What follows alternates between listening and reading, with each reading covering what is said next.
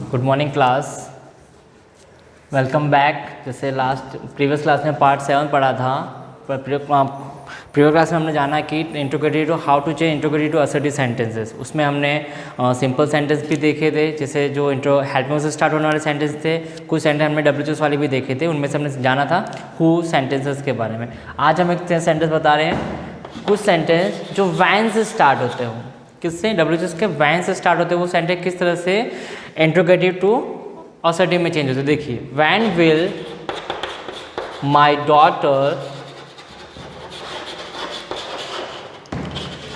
Have sense. Next है when will he become a doctor, an engineer।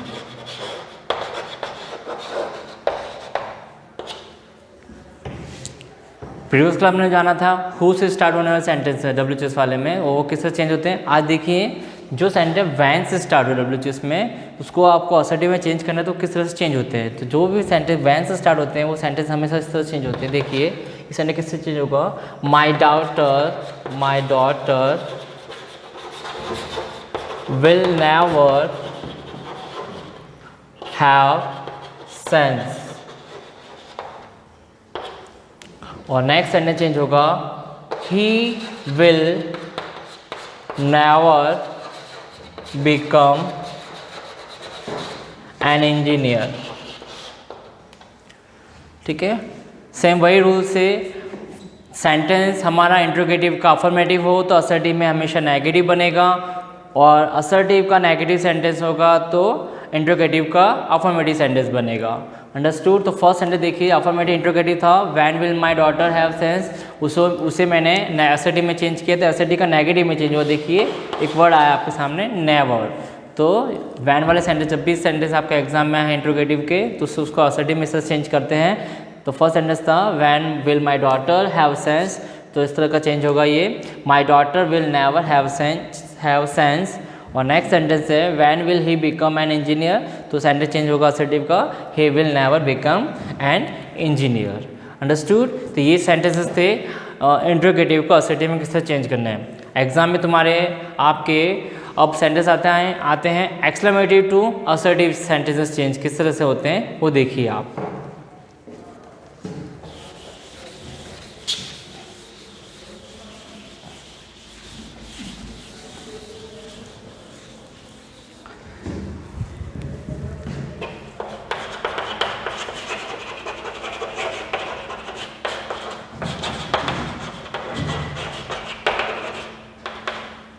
देखिए, how to change exclamatory to assertive sentence. आपको पता है exclamation mark होता है, इसे एक्सक्लेमेशन मार्क कहते हैं। ठीक है, अब आपके एग्जाम में सेंटेंसेस आते हैं, एक्सक्लेमेटरी का सेंटेंसेस आया, तो उसको आपको किस तरह से असर्टिव में चेंज करना है वो देखिए। फर्स्ट सेंटेंस आपको दे रहा हूँ मैं, what a lovely flower it is, how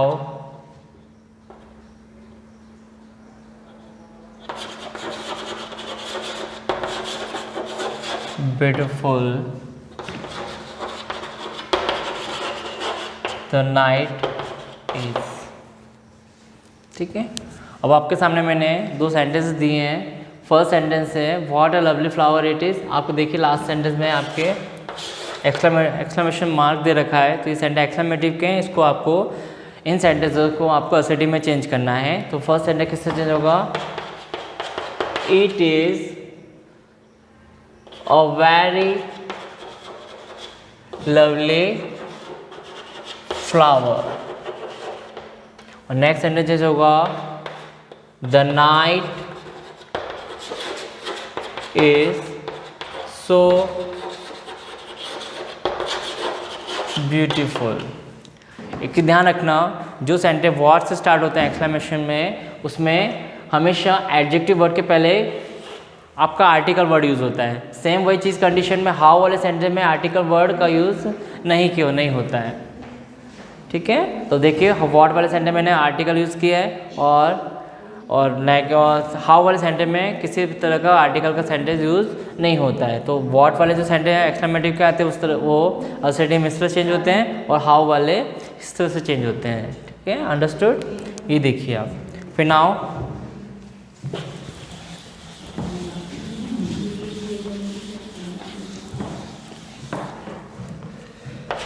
alas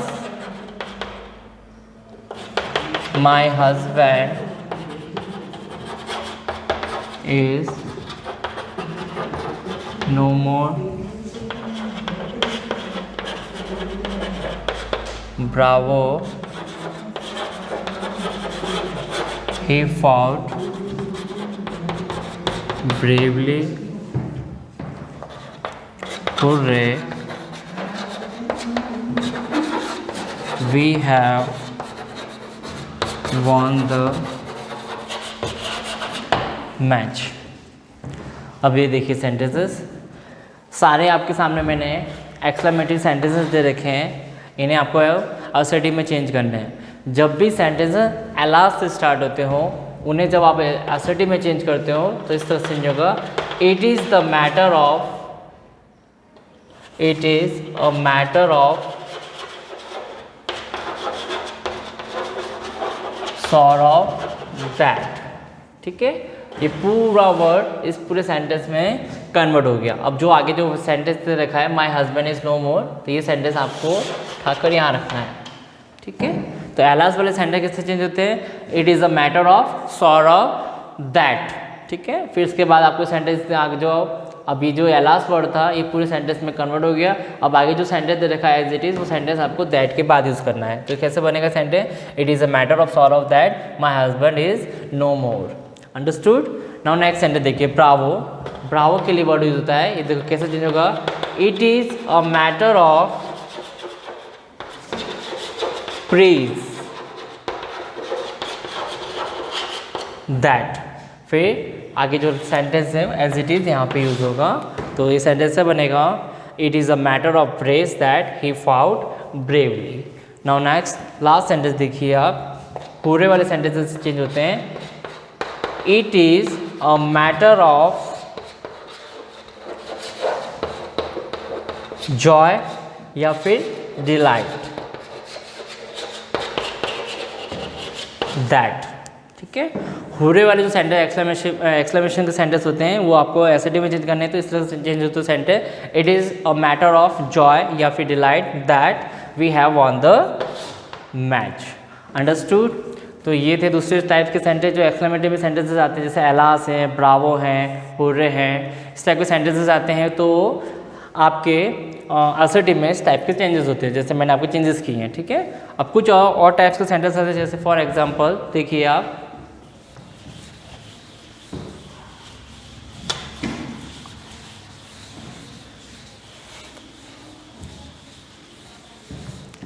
अब कुछ सेंटेंस इस टाइप के आते हैं, जैसे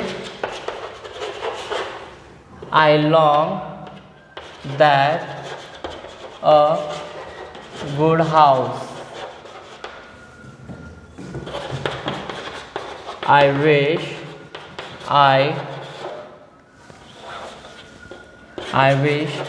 that I were a bird।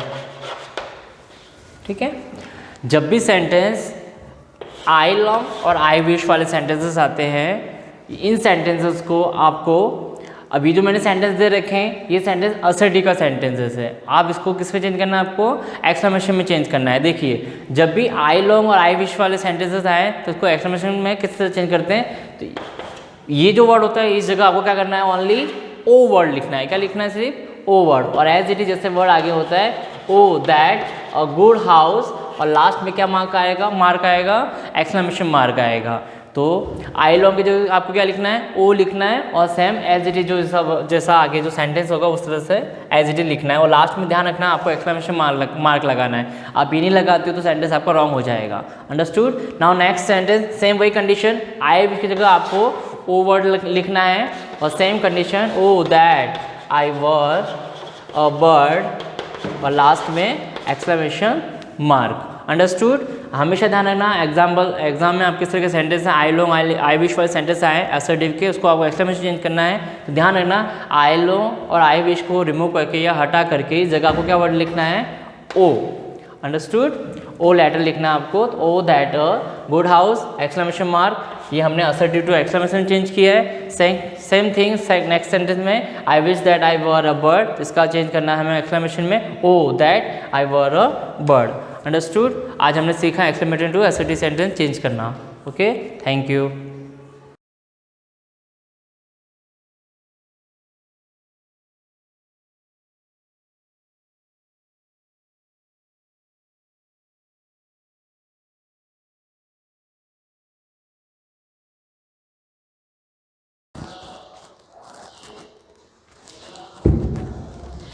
Good morning बच्चों।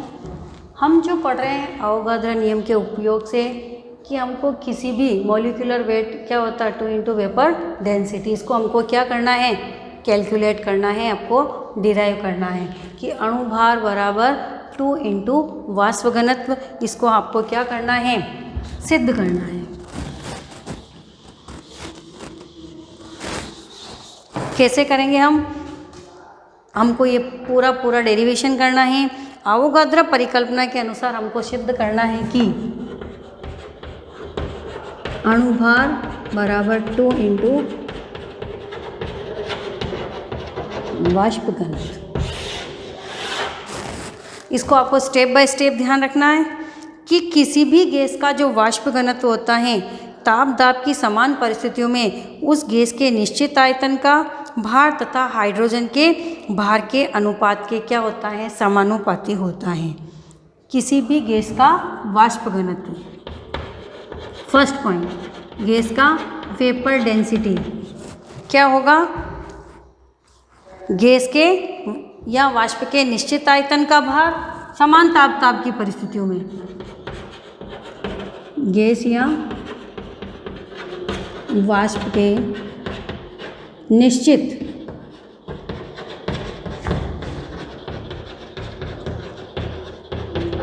आयतन का भार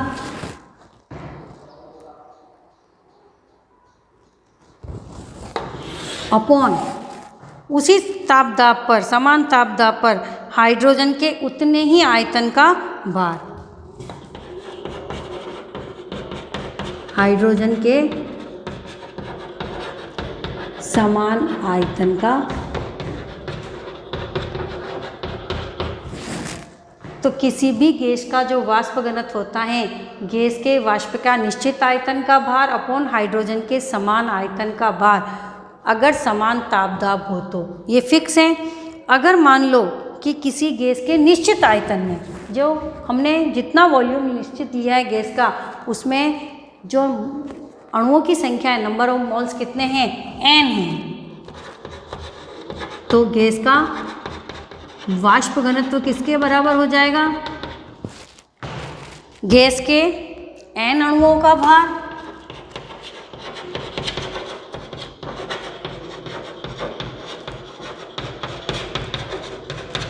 ये डेरिवेशन आ सकता है, गैस के n अणुओं का भार और हाइड्रोजन के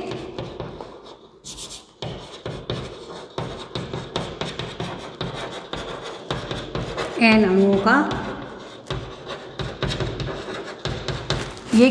ये फिक्स है कि समान ताप दाब पर गैस के, जो किसी भी गैस का वाष्प घनत्व क्या होता है, गैस के निश्चित आयतन का भार और हाइड्रोजन के समान आयतन के भार के क्या होता है, अनुपात के बराबर होता है।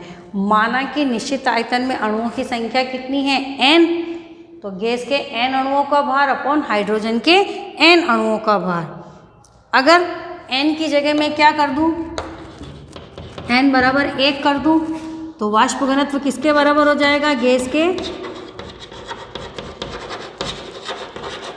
वाष्प घनत्व किसके बराबर हो जाएगा, गैस के एक अणु का भार। देखिए अब आराम से, अपॉन हाइड्रोजन के एक अणु का भार। गैस के n बराबर मैंने क्या कर दिया, पहले निश्चित आयतन में n अणु माने n का जगह मैंने क्या कर दिया, एक अणु का भार। अब एक अणु में हाइड्रोजन के कितने, अभी हमने पढ़ा कि 2 परमाणु होते हैं, तो हम ऐसे भी लिख सकते हैं इसको, गैस की वेपर डेंसिटी यानी वाष्प घनत्व, गैस के एक अणु का भार अपॉन हाइड्रोजन के 2 परमाणु का भार लिख सकते हैं, क्योंकि हाइड्रोजन के एक अणु में क्या होते हैं, 2 परमाणु। या अपन इसको ऐसे भी लिख सकते हैं, गैस के वाष्प घनत्व बराबर गैस के एक अणु का भार 2 इंटू हाइड्रोजन के एक परमाणु का भार। हाइड्रोजन के 2 परमाणु की जगह मैंने कर दिया कि 2 इंटू हाइड्रोजन के एक परमाणु का भार। ये आपको आपको इजीली समझ में आ गया। फिक्स वॉल्यूम में गैस के जो होता है मास अपॉन हाइड्रोजन का सेम मास, अगर सेम मास में नंबर ऑफ मॉलिक्यूल्स कितने n हैं, तो गैस के n जो नंबर है मोल्स हैं उनका मास अपॉन हाइड्रोजन के n अणुओं का भार। n की जगह मैंने 1 मान लिया, तो वेपर डेंसिटी गैस के एक अणु का भार अपॉन हाइड्रोजन के एक अणु का भार। और हाइड्रोजन के एक अणु में कितने होते हैं, 2 परमाणु, तो गैस के एक अणु का भार अपॉन हाइड्रोजन के 2 परमाणु का भार। गैस का वाष्प घनत्व किसके बराबर होता है, गैस के एक अणु का भार बराबर 2 इंटू हाइड्रोजन के एक। ये आपके इक्वेशन क्या हो गई, नंबर 1।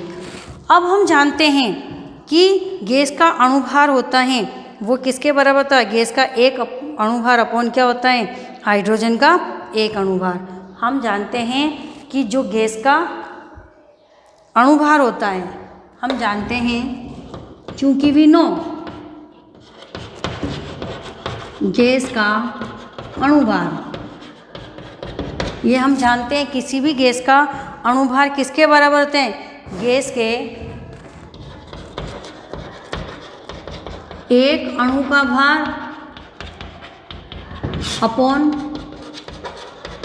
हाइड्रोजन के एक परमाणु का भार। ये फिक्स है। तो आप ध्यान रखना, ये वाला और ये वाला आपको ध्यान होना चाहिए, गैस का वेपर डेंसिटी और गैस का अणुभार। गैस का अणुभार किसके बराबर होता है, एक अणु का भार अपॉन हाइड्रोजन के एक परमाणु का भार। इसको हम इक्वेशन नंबर देते हैं 2। इक्वेशन नंबर 1 में किसका भाग देंगे, 2 का। तो इक्वेशन नंबर 1 में 2 का भाग देने पर, मैं मिटा रही हूँ ऊपर से, इक्वेशन नंबर 1 में 2 का भाग देने पर, इक्वेशन नंबर 1 का 2 में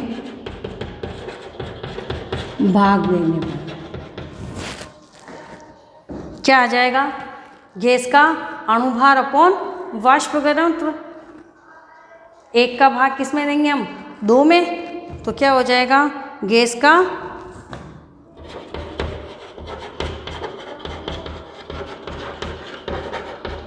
अणुभार अपॉन गैस का वाष्प दाब। ये इक्वेशन 1 का भाग हमने किस में दिया, 2 में, तो ये देखिए हम भाग देंगे तो गैस का अणुभार कट जाएगा, हाइड्रोजन का परमाणु भार, ये आपस में क्या होंगे, कट जाएंगे। क्या हो जाएगा,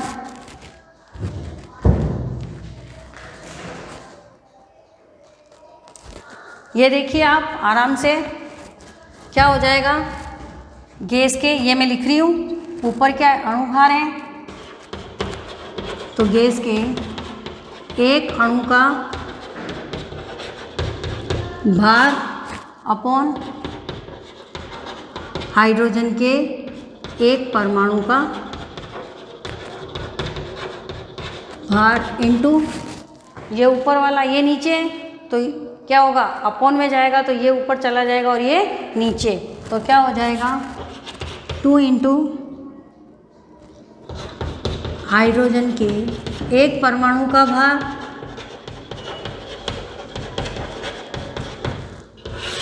अपॉन गैस के एक अणु का भार। एक अणु से ये कट गया, ये कट गया, तो क्या बच गया? गैस का अणु भार अपॉन गैस का वाष्प दाब किसके बराबर हो गया? 2 के बराबर। ये देखिए, तो गैस का अणु भार अपॉन गैस का वाष्प दाब बराबर 2, यानी कि गैस का अणु भार कितना हो गया? 2 इंटू वाष्प दाब।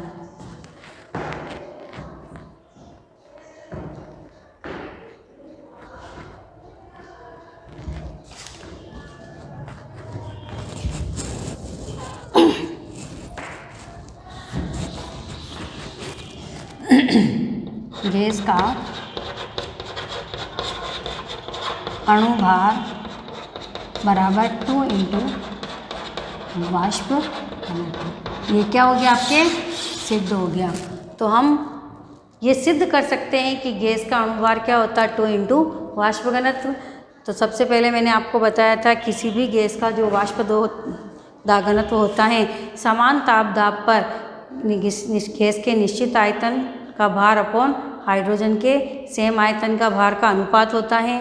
फिर मैंने माना कि अगर उसमें समान भार में अणुओं की संख्या कितनी n हो, तो फिर मैंने लिखा गैस के समान आयतन में n अणुओं का भार अपॉन हाइड्रोजन के n अणुओं का भार। n की जगह हमने क्या लिया? 1 लिया, तो गैस के एक अणु का भार अपॉन हाइड्रोजन के एक अणु का भार। वाष्प घनत्व बराबर गैस का जो वाष्प घनत्व होता है, एक अणु का जो होता है भार अपॉन हाइड्रोजन के एक अणु का भार। और हाइड्रोजन में कितने होते हैं? 2 परमाणु। तो मैंने ऐसे भी लिख सकते हैं गैस के एक अणु का भार अपॉन 2 इंटू हाइड्रोजन के एक परमाणु का भार, या हाइड्रोजन के 2 परमाणुओं का भार। ये हमने लिखा था। फिर हम जानते हैं, ये आपके इक्वेशन नंबर 1 आ गई थी। फिर हम जानते हैं किसी भी गैस का जो अणुभार होता है वो गैस के एक अणु का भार अपॉन हाइड्रोजन के क्या होता है? एक परमाणुओं के भार के बराबर होता है। ये इक्वेशन नंबर 2 थी। इक्वेशन 1 का जो हमने भाग था वो इक्वेशन नंबर 2 में लगाने पर हमने लगाया तो सब सेम होने के कारण कट गया। क्या बचा? दोनों का अनुपात गैस का अणुभार अपॉन गैस का वाष्प दाब किसके बराबर बचा? 2 के बराबर बचा। और ये हमने डेरिव किया कि गैस का अणुभार अपॉन गैस का वाष्प दाब क्या होता है? अनुपात क्या होता है? 2 के बराबर होता है। अर्थात किसी गैस का अणुभार 2 इंटू वाष्प घनत्व होता है या वेपर डेंसिटी होता है। अगर एग्ज़ाम में आपके आ जाए तो आप इजीली इसको डेरिव कर सकते हो। बस इंग्लिश वाले इसको अणुभार की जगह क्या लिखना है? मोलर मास और गैस का vapour pressure, vapour pressure of gas और मोलर मास ऑफ गैस। तो गैस का मोलर मास किसके इक्वल है? 2 इंटू वेपर डेंसिटी। तो ये आप इजीली डेरिव कर सकते हो। और चौथा जो रूल है, लास्ट रूल इसका है, गैसों के रासायनिक सूत्र को व्युत्पन्न करना। ये इजी है कि हम किसी भी गैस का रासायनिक सूत्र व्युत्पन्न कर सकते हैं। रासायनिक सूत्र व्युत्पन्न करने के लिए चौथा अवोगाद्रो का यूजेज। फॉर एग्जाम्पल जैसे नाइट्रोजन और हाइड्रोजन से मिलकर क्या बनती है? चौथा, किसी भी पदार्थ का रासायनिक सूत्र व्युत्पन्न करना। नाइट्रोजन प्लस हाइड्रोजन से क्या बनती है? अमोनिया। अमोनिया बनती है। तो हम किसी भी गैस का क्या कर सकते हैं? जैसे अमोनिया का सूत्र हमको डेरिव करना है तो अणु सूत्र हम बना सकते हैं। अगर हमने यहाँ लिया एक आयतन यानी एक वॉल्यूम, यहाँ लिया एक आयतन, तो अमोनिया भी कितनी बनेगी? एक आयतन, 1 वॉल्यूम। एक आयतन में माना n मॉलिक्यूल, n अणु, यहाँ पे भी हो जाएंगे n अणु और यहाँ पे भी हो जाएंगे n अणु। यहाँ है हाइड्रोजन के n अणु में क्या होंगे, एक अणु। यहाँ हो जाते हैं हाइड्रोजन के कितने लेते हैं, 3 अणु, और यहाँ पे क्या हो जाते हैं, 2 अणु।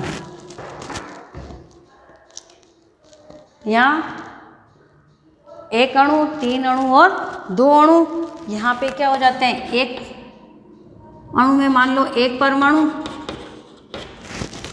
यहाँ पे कितने हो जाते हैं, 3 अणु की जगह क्या हो जाएगा, 3। वैसे तो 6 परमाणु होते हैं, लेकिन अपन उसको क्या करेंगे, यहाँ लिखो अगर 2 परमाणु, एक अणु में 2 परमाणु, तो यहाँ कितने हो जाएंगे, 6 परमाणु। यहाँ कितने हो जाएंगे, 4 परमाणु। इसका मतलब 1 परमाणु, 3 परमाणु, और यहाँ क्या हो जाएंगे, 2 परमाणु। यानी कि या 2 परमाणु यहाँ लिख सकते हैं, इसको अणु ही रहने दो, भले 2 अणु ही रहने दो तो आपके इजी रहेगा। तो यहाँ पे क्या हो जाएगा, 2 अणु। यानी कि हम 1 परमाणु, यानी नाइट्रोजन का 1 परमाणु, हाइड्रोजन के 3 परमाणु से हम क्या बना सकते हैं, अमोनिया के 2 अणु बना सकते हैं। तो इस प्रकार हम किसी भी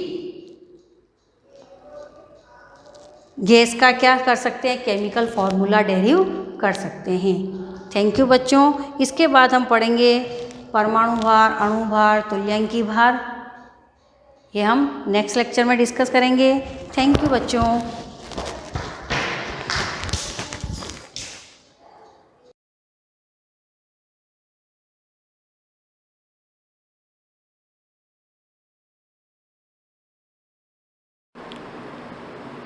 गुड मॉर्निंग।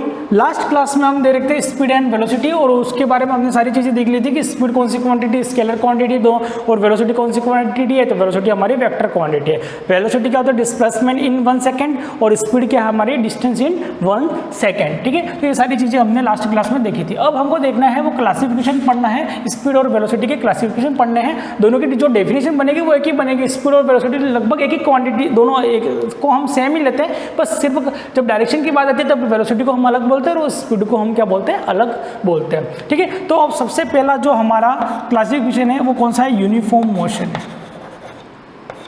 यूनिफॉर्म स्पीड, या हम कह सकते हैं वेलोसिटी। ठीक है, तो यूनिफॉर्म वेलोसिटी हम किसको बोलेंगे, तो इक्वल डिस्टेंस, या अगर वेलोसिटी को हम लेते हैं तो इक्वल डिस्टेंस या displacement travelled in equal interval of time. ठीक है, तो इक्वल डिस्टेंस या displacement travelled in equal interval of time is called uniform speed या यूनिफॉर्म वेलोसिटी। मतलब क्या हो रहा है कि जैसे कि कोई ऑब्जेक्ट ने यहाँ से ए से मोशन स्टार्ट किया और उसको कहाँ पर जाना है, बी पर जाना है। ठीक है, तो equal distance in equal interval of time, तो इस ऑब्जेक्ट ने यहाँ से जैसे चलना स्टार्ट किया, मोशन है, कोई भी गाड़ी चलना स्टार्ट हुई, यहाँ से ए से स्टार्ट हुई। अब देखा हमने कि 5 सेकेंड बाद इस ऑब्जेक्ट ने 10 मीटर कवर कर लिया। कितना कवर किया, 10 मीटर इन 5 सेकेंड। तो 5 सेकेंड में उसने कितना डिस्टेंस कवर कर दिया, 10 मीटर डिस्टेंस कवर किया। हमने देखा कि अगले 5 सेकेंड और बीते, और इसने फिर कितना डिस्टेंस कवर किया, 10 मीटर किया। अगले 5 सेकेंड में उसने कितने सेकंड में, 5 सेकंड में उसने कितना डिस्टेंस कवर किया, 10 मीटर। यानी इक्वल डिस्टेंस या equal displacement in equal interval of time is called uniform speed या यूनिफॉर्म वेलोसिटी। क्लियर, समझ गए कि सेम टाइम में सेम डिस्टेंस क्या करेंगे, अगर कोई ऑब्जेक्ट कवर करता है तो उसकी जो स्पीड होगी या उसकी जो वेलोसिटी होगी उसको हम बोलेंगे यूनिफॉर्म स्पीड या यूनिफॉर्म वेलोसिटी। ठीक है, तो इक्वल डिस्टेंस या displacement travelled in equal interval of time is called uniform speed या यूनिफॉर्म मोशन। तो हमने देखा कि फर्स्ट 5 सेकंड में उसने कितना डिस्टेंस ट्रैवल किया 10 मीटर, अगले फिर 5 सेकंड में उसने कितना डिस्टेंस कवर किया 10, अगले 5 सेकंड में उसने कितना कवर किया 10, यानी हर 5 सेकंड में वो कितना डिस्टेंस ट्रैवल कर रहा है 10 मीटर कर रहा है। तो 1 सेकंड में कितना डिस्टेंस ट्रैवल करेगा, तो 5 सेकंड में कितना कर रहा है 10, तो 1 सेकंड में कितना करेगा, तो 1 सेकंड में करेगा 2 मीटर, कितना करेगा 2 मीटर, यानी हर 1 सेकंड में ये ऑब्जेक्ट कौन सी स्पीड से जाएगा, तो ये हर ऑब्जेक्ट, ये जो ऑब्जेक्ट है 1 सेकंड में कितना डिस्टेंस ट्रैवल कर रहा है 2 मीटर, तो इसकी स्पीड क्या होगी 2 मीटर पर सेकंड, 2 मीटर पर सेकंड इसकी स्पीड होगी। तो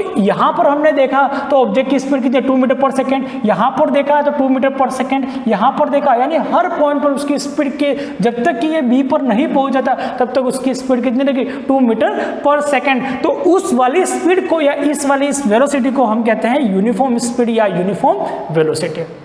ठीक है, समझ गए। अब नेक्स्ट है हमारा नॉन यूनिफॉर्म स्पीड या नॉन यूनिफॉर्म वेलोसिटी। तो सेकंड है हमारा नॉन यूनिफॉर्म स्पीड या हम कह सकते हैं वेलोसिटी। तो नॉन यूनिफॉर्म स्पीड या वेलोसिटी क्या है, तो जस्ट यूनिफॉर्म का अपोजिट, यूनिफॉर्म का जस्ट अपोजिट। कैसे, तो अनइक्वल, हम इसकी डेफिनेशन बना सकते हैं, अनइक्वल डिस्टेंस या displacement travelled in equal interval of time. ठीक है, तो यानी unequal distance travel in equal interval of time is called non uniform motion. यानी इसमें क्या है कि डिस्टेंस कैसा है, अनइक्वल डिस्टेंस है इन इक्वल इंटरवल टाइम। मतलब क्या हो गया कि जैसे ही ऑब्जेक्ट ने चलना स्टार्ट किया, ए से बी जा रहा है, गाड़ी जा रही है हमारी, ए से बी जा रही है भी, ठीक है, बारात की गाड़ी है, बारात जा रही है, इसमें ए टू बी जाना है हमको। हमने देखा कि ये ऑब्जेक्ट जब 5 सेकंड बीते तब ये ऑब्जेक्ट ने डिस्टेंस कवर किया 10 मीटर। फर्स्ट 5 सेकंड में इसने कितना डिस्टेंस कवर किया 10 मीटर। अगले 5 सेकंड में हमने देखा तो उसने कितना डिस्टेंस ट्रैवल किया 0, कितना किया 0। अगले 5 सेकंड में फिर हमने देखा तो अगले 5 सेकंड में हमने देखा कि ऑब्जेक्ट ने कितना डिस्टेंस ट्रैवल किया 5 मीटर। अब ये क्यों 0, क्योंकि बारात की बस है, जैसे यहाँ से स्टार्ट हुए 10 मीटर चले या 10 किलोमीटर चले, फिर किसी को टॉयलेट आ गई, किसी को नाश्ता करना है, गाड़ी रुक गई, सब फ्रेश होने के लिए बाहर निकल गए, तो स्पीड कितनी होगी, डिस्टेंस कितना ट्रैवल किया 5 सेकंड में 0 कर दिया। ठीक है, तो एक फर्स्ट 5 सेकंड में 10 मीटर कवर किया, अगले 5 सेकंड में 0 डिस्टेंस कवर किया, इससे अगले 5 सेकंड में 5 मीटर डिस्टेंस ट्रैवल किया, और अगले 5 सेकंड में उसने 6 मीटर डिस्टेंस ट्रैवल किया। यानी टाइम कैसा है, टाइम तो बराबर लिया हमने, इक्वल इंटरवल लिया, और इक्वल इंटरवल में अगर डिस्टेंस कैसा है, अनइक्वल है, इक्वल इंटरवल में अगर डिस्टेंस कैसा है, अनइक्वल है, तो हम उस टाइप के मोशन को या उस टाइप की जो वेलोसिटी है या स्पीड है उसको हम बोलेंगे नॉन यूनिफॉर्म स्पीड या नॉन यूनिफॉर्म वेलोसिटी। और ये जो मोशन हो रहा है इस मोशन को हम बोलेंगे नॉन यूनिफॉर्म मोशन बोलेंगे। तो टाइम हमने कैसा लिया, इक्वल इंटरवल लिया, 5 सेकंड 5 सेकंड 5 सेकंड 5 सेकंड, पर डिस्टेंस कितना, पहले 10 किया, फिर 0, फिर कितना 5 6 7 8, ऐसे डिस्टेंस क्या हो रहा है, चेंज हो रहा है। पर टाइम कैसा, इक्वल है, और इक्वल इंटरवल में अगर अनइक्वल डिस्टेंस अगर कोई ऑब्जेक्ट ट्रैवल करता है या बॉडी ट्रैवल करती है तो ऐसी स्पीड को या ऐसी वेलोसिटी को हम बोलते हैं नॉन यूनिफॉर्म स्पीड या नॉन यूनिफॉर्म वेलोसिटी। ठीक है, अब थर्ड हमको देखना है एवरेज स्पीड या वेलोसिटी, कि एवरेज स्पीड और वेलोसिटी किसको कहते हैं। तो ये टॉपिक हमारा बड़ा है और इसको हम देखेंगे कि क्या कैसे एवरेज स्पीड क्या होती है। ठीक है,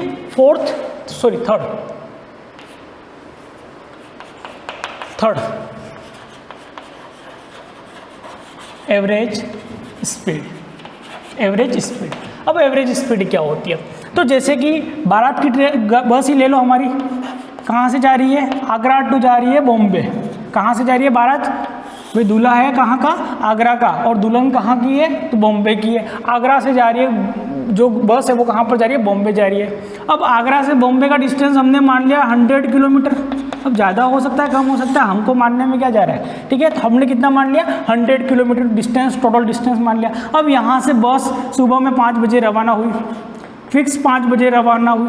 5:05 पर हमने देखा कि ये जो बस है इसने कितना डिस्टेंस ट्रैवल कर दिया, तो इसने 1 किलोमीटर डिस्टेंस ट्रैवल किया।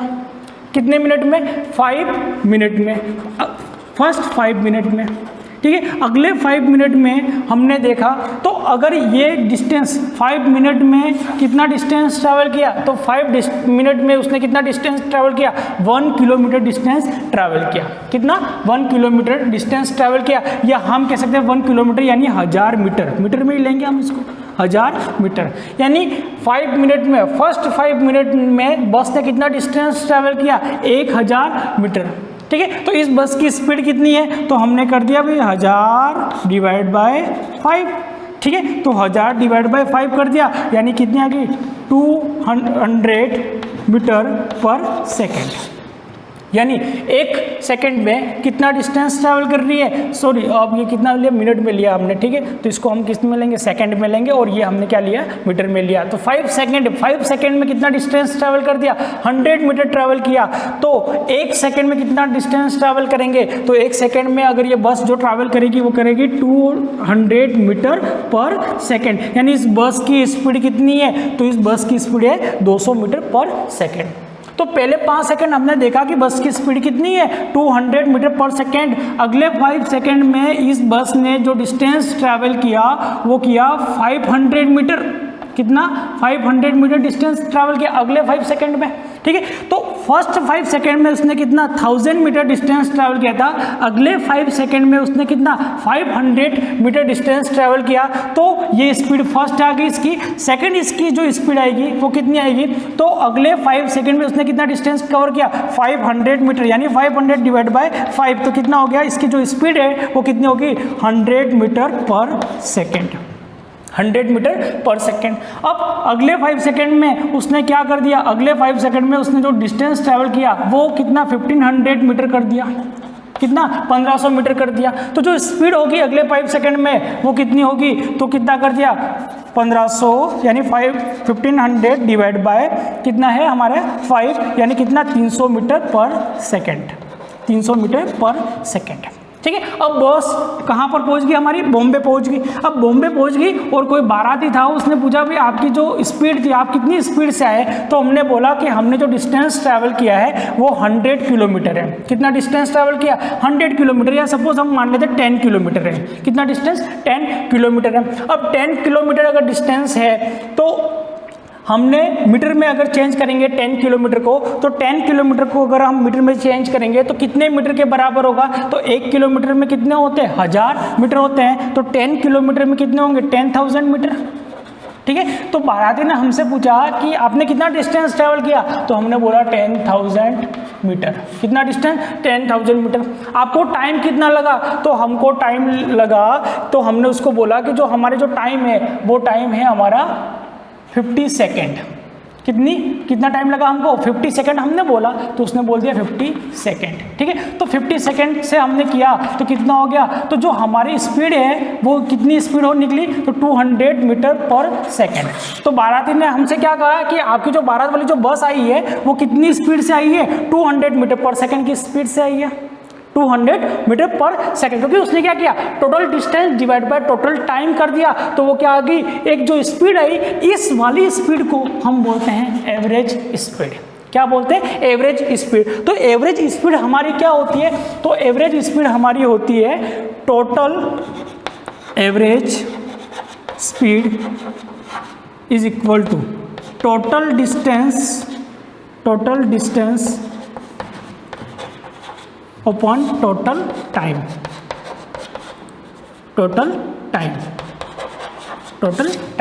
यानी total distance upon total time करेंगे तो हमको क्या मिल जाएगी, एवरेज स्पीड। और हमारी जो बस थी, बारातियों की बस भरी हुई थी जो बॉम्बे जा रही थी आगरा से, उसकी जो स्पीड आई एवरेज स्पीड, उसकी एवरेज स्पीड कितनी, 200 मीटर पर सेकेंड। कौन सी आई? 200 मीटर पर सेकेंड। तो ये जो 200 मीटर पर सेकेंड है वो हमारी कौन सी स्पीड है? तो वो है हमारी एवरेज स्पीड है। कौन सी स्पीड है? एवरेज स्पीड है। पर हमने बीच में अलग अलग लोकेशन पर जो अलग अलग स्पीड निकाली थी कि कहीं पर तो हमारी स्पीड थी 100 मीटर पर सेकेंड, कहीं पर हमारी स्पीड थी 200 मीटर पर सेकेंड, कहीं पर हमारी स्पीड थी 300 मीटर पर सेकेंड, कहीं पर हमारी स्पीड थी 500 मीटर पर सेकेंड। तो ये जो स्पीड थी कि कहीं पर किसी इंस्टेंट पर हमारी स्पीड थी 100 मीटर पर सेकेंड, किसी इंस्टेंट पर हमारी स्पीड थी 200 मीटर पर सेकेंड, किसी इंस्टेंट पर हमारी स्पीड थी 500 मीटर पर सेकेंड। तो इस स्पीड को हम बोलते हैं, तो इस स्पीड को हम क्या बोलते हैं? Instantaneous speed. कौन से बोलते हैं? Instantaneous speed. यानी किसी एक पर्टिकुलर इंस्टेंट पर जो हमारी स्पीड होगी कि हमने गाड़ी चला रहे हैं, बाइक चला रहे हैं, मैंने आपसे फोन लगा के पूछा कि भाई आपकी स्पीड क्या? आपने तुरंत स्पीडोमीटर, गाड़ी के अंदर जो स्पीडोमीटर होता है, नीडल होती है, उसके अंदर तुरंत देखा और आपने बोला सर मेरी इस गाड़ी की स्पीड है 60 किलोमीटर पर आवर। तो वो जो 60 किलोमीटर पर आवर जो स्पीड है वो उस एक पर्टिकुलर इंस्टेंट पर आपकी स्पीड है, तो उस स्पीड को हम बोलते हैं इंस्टेंटेनियस स्पीड बोलते हैं। वो total distance upon total time करेंगे तो जो स्पीड आएगी वो हमारी कौन सी स्पीड आएगी? एवरेज स्पीड आएगी।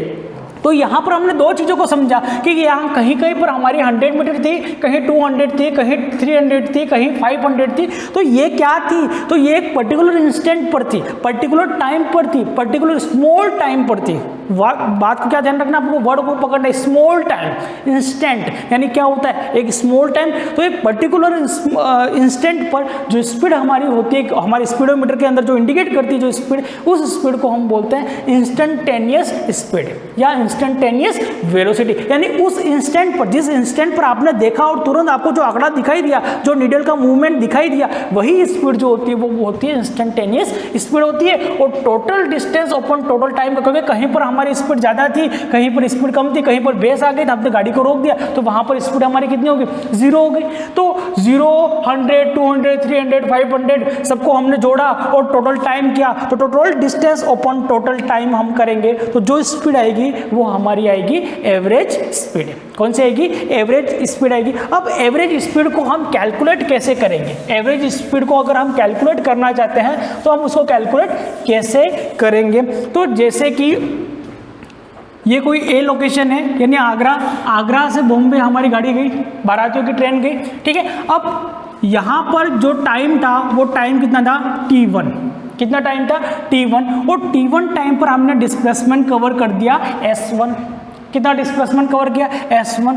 फिर थोड़ा और आगे हम गए और हमने कितना टाइम दिखा? T2 time. और T2 टाइम पर हमने डिस्प्लेसमेंट कवर किया S2। और जो तीसरा जो टाइम था T3 टाइम, और T3 टाइम पर हमने जो डिस्प्लेसमेंट कवर किया वो कितना हो गया?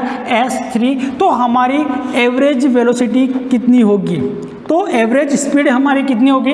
तो total displacement upon total time. तो टोटल डिस्प्लेसमेंट हमने कितना किया? S1, S2 और S3, यानी S1 plus S2 plus S3 divide by total time. Total time कितना हो गया? T1, T2 और T3, यानी T1 plus T2 plus T3,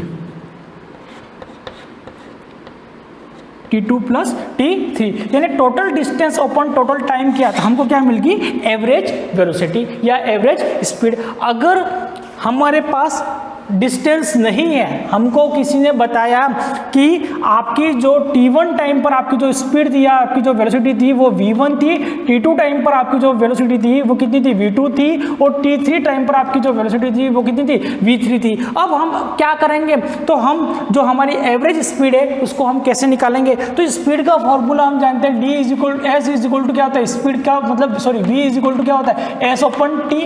ये क्या होता है? स्पीड का फॉर्मूला। अगर हमको क्या निकालना है? S निकालना है, तो T को हम क्या करेंगे? ट्रांसफर कर देंगे, यानी V मल्टीप्लाई T क्या आ जाएगा? डिस्प्लेसमेंट। अब यहाँ पर हमको T1 पर V1 स्पीड है, T2 पे V2 स्पीड है, T3 पे V3 स्पीड है, तो यहाँ पर हमारी एवरेज स्पीड कितनी होगी? तो उसको हम निकालेंगे। तो V1 मल्टीप्लाई T1 क्या आ जाएगा? S1। तो V1 मल्टीप्लाई T1 क्या आ गया? V1 T1 क्या आ गया? S1। S2 निकालेंगे हम कि यहाँ पर हमने कितना डिस्प्लेसमेंट ट्रैवल किया, तो V2 मल्टीप्लाई T2। S3 हमको निकालना है, S3 हमने कितना ट्रैवल किया? T3 टाइम में ट्रैवल किया और कितनी वेलोसिटी से? V3। तो S3 हमारा कितना हो गया? V3 multiply T3। ठीक है, तो अब हमारी जो एवरेज स्पीड होगी वो कितनी हो जाएगी, तो एवरेज स्पीड जो होगी हमारी वो कितनी होगी, V एवरेज, और V एवरेज यानी टोटल डिस्टेंस, और टोटल डिस्टेंस हमारा कितना है S1 plus S2 plus S3, और डिवाइड बाय टोटल टाइम कितना है T1 plus T2 plus T3 total time. अब S1 S2 की वैल्यू हमको नहीं गिवन थी, हमने V1 T1 से फाइंड कर दी, तो S1 S2 और S3 की वैल्यू हमारे पास क्या आ गई, तो V1 T1 plus V2 T2 plus V3 T3 divide by क्या आ जाएगा T1 plus T2 plus T3, ये आ गई हमारी एवरेज स्पीड। तो जब दो क्वांटिटीज हमको गिवन होगी तो थर्ड क्वांटिटीज हम फिजिक्स में फाइंड आउट कर सकते हैं, कि जैसे कि अगर हमको टाइम निकालना है तो टाइम के लिए क्या करेंगे, तो टाइम इज इक्वल टू क्या हो जाएगा S/V। ठीक है, तो ये हमारा एवरेज स्पीड को कैलकुलेट करने का मेथड था जो कि हमने देखा, और नेक्स्ट हमको जो भी देखना है वो हम नेक्स्ट क्लास में देखेंगे। थैंक यू, धन्यवाद।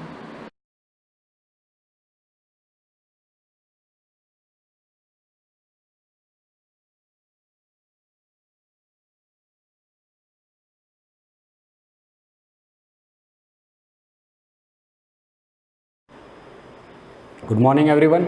जैसा हमने माइटोकॉन्ड्रिया स्टार्ट किया था और आपने प्रीवियस क्लास में देखा होगा, इसका जो बेसिक इंट्रोडक्शन था वो हमने देख लिया था। जैसे डिस्कवर्ड किसने किया था इसको डिस्कवर्ड किया था कोलिकर ने, और किसके अंदर डिस्कवर किया था वो मेन इंपॉर्टेंट हो जाता है, तो flight muscle cells of insect. इसके बाद इसको डिफरेंट टाइप्स की टर्म्स दी गई थी, मतलब इसको माइटोकॉन्ड्रिया कहने से पहले इसको बहुत सारी टर्म्स दी गई थी। जैसे इसको फिला भी कहा जाता था, तो ये फिला किसने कहा था आपको वो भी ध्यान रखना है। इसके बाद इसको बायोप्लास्ट कहा गया था, तो आपको वो भी ध्यान, जैसे फिला है तो फ्लेमिंग, बायोप्लास्ट है तो आल्टमैन। इसके बाद मोस्ट इंपॉर्टेंट हो जाता है इसको माइटोकॉन्ड्रिया किसने कहा, तो इसको माइटोकॉन्ड्रिया टर्म दी थी सी बेंडा ने। मोस्टली एग्जाम में पूछा जाता है सी बेंडा के बारे में और डिस्कवरी के बारे में, आपको वो ध्यान रखना। बाकी फिला और बायोप्लास्ट भी टर्म ध्यान रखनी, हो सकता है कभी कभी ये भी पूछा जाए कि फिला टर्म किसने दी थी और बायोप्लास्ट किसने दी थी। इसके बाद मोस्ट इंपॉर्टेंट जो लाइन थी आपके लिए वो थी सेमी ऑटोनोमस ऑर्गेनल। इसको सेमी ऑटोनोमस ऑर्गेनल क्यों कहते हैं, तो उसका रीजन मैंने आपको बताया था कि ये सेल्फ रेप्लिकेट कर सकता है। सेल्फ रेप्लिकेट का मतलब क्या, अपनी खुद की ऑन कॉपी बना सकता है। उसका रीजन क्या है कि उसके अंदर अपना खुद का सर्कुलर डीएनए और राइबोसोम्स होता है। हम स्ट्रक्चर पढ़ेंगे तो आपको समझ में आ जाएगा कि सर्कुलर डीएनए क्या है और उसका राइबोसोम्स इसके अंदर प्रेजेंट होते हैं, आपको ऑटोमेटिकली याद हो जाएगा। लेकिन आपको वो टर्म ध्यान रखनी है सेमी ऑटोनोमस ऑर्गेनल क्यों कहते हैं, उसका रीजन ये है कि अपनी खुद की कॉपी बना सकता है। इसके बाद नंबर ऑफ माइटोकॉन्ड्रिया, तो मैंने आपको बताया कि नंबर ऑफ माइटोकॉन्ड्रिया इसके अंदर वेरी करते हैं। वेरी क्यों करते हैं, उसका रीजन ये है कि इसकी मेटाबॉलिक एक्टिविटी क्या है, मतलब जिस सेल की मेटाबॉलिक एक्टिविटी बहुत ही ज्यादा होगी या मेटाबॉलिक एक्टिविटी या मेटाबॉलिक रेट अगर ज्यादा है तो ऑटोमेटिकली उसके अंदर माइटोकॉन्ड्रिया या उसके नंबर जो होंगे माइटोकॉन्ड्रिया वो क्या होंगे, ज्यादा होंगे। क्यों, क्योंकि उसको एनर्जी की रिक्वायरमेंट ज्यादा होती है। आप खुद जानते हो कि अगर आप दौड़ रहे हो तो आपके दौड़ने के लिए जो मसल्स काम करती है उन मसल्स के अंदर जो मसल सेल्स होगी उसके अंदर नंबर ऑफ माइटोकॉन्ड्रिया क्या होंगे, ज्यादा होंगे। क्यों, क्योंकि वहां पे एनर्जी की रिक्वायरमेंट ज्यादा होती है। इसलिए ध्यान रखना कि जैसी मेटाबॉलिक रेट है उसके अकॉर्डिंग उसके अंदर क्या होंगे, माइटोकॉन्ड्रिया होगा। और मैंने आपको एग्जांपल भी बताया, जैसे 1 माइटोकॉन्ड्रिया पर सेल तो आपका क्लोरेला और क्लेमाइडोमोनास। इसके बाद 5 लाख की बात की थी हमने, मैक्सिमम नंबर ऑफ माइटोकॉन्ड्रिया का एग्जाम्पल है ये 5 लाख माइटोकॉन्ड्रिया पर सेल, तो किसके अंदर होते हैं, flight muscle cells of insect. और 50,000 की बात की थी हमने तो जाइंट अमीबा। इसके बाद जो आज का टॉपिक होगा हमारा वो है structure of mitochondria. Structure of mitochondria,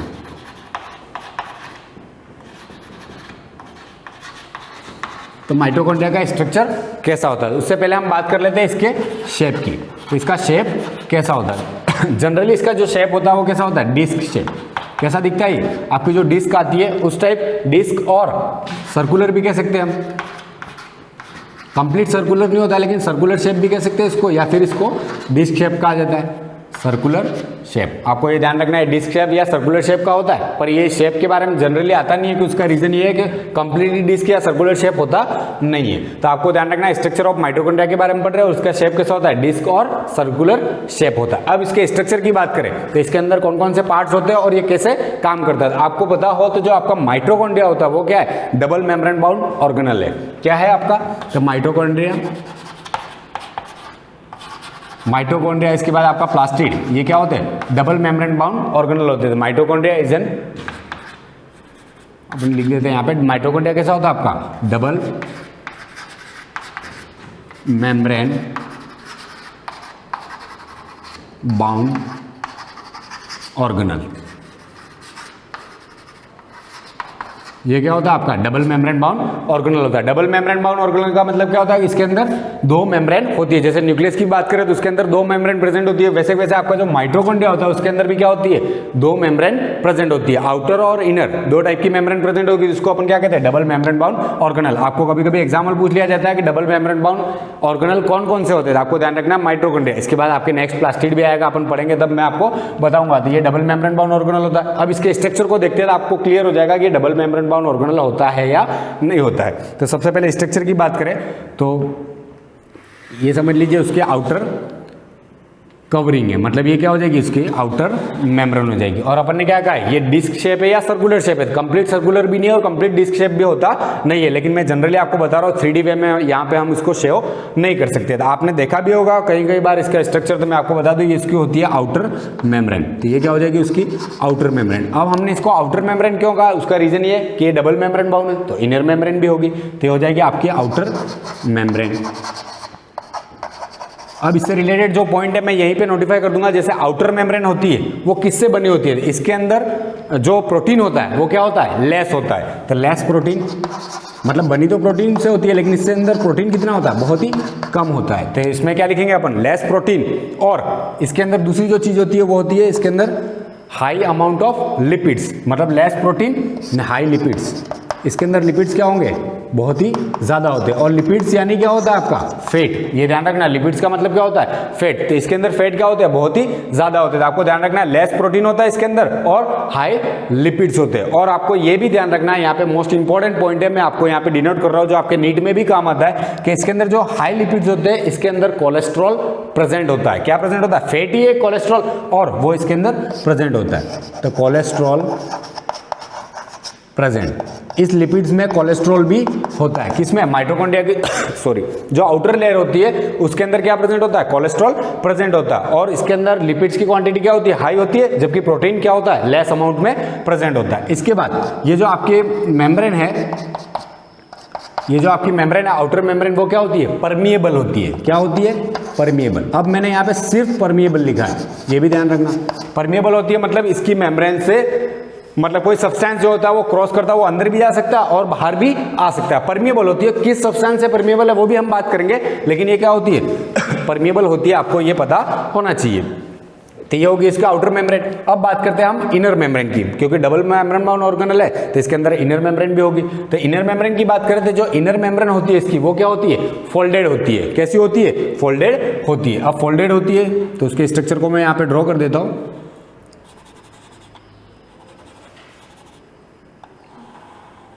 जैसे वो कुछ ऐसी बनी हुई रहती है, आपने देखा भी होगा।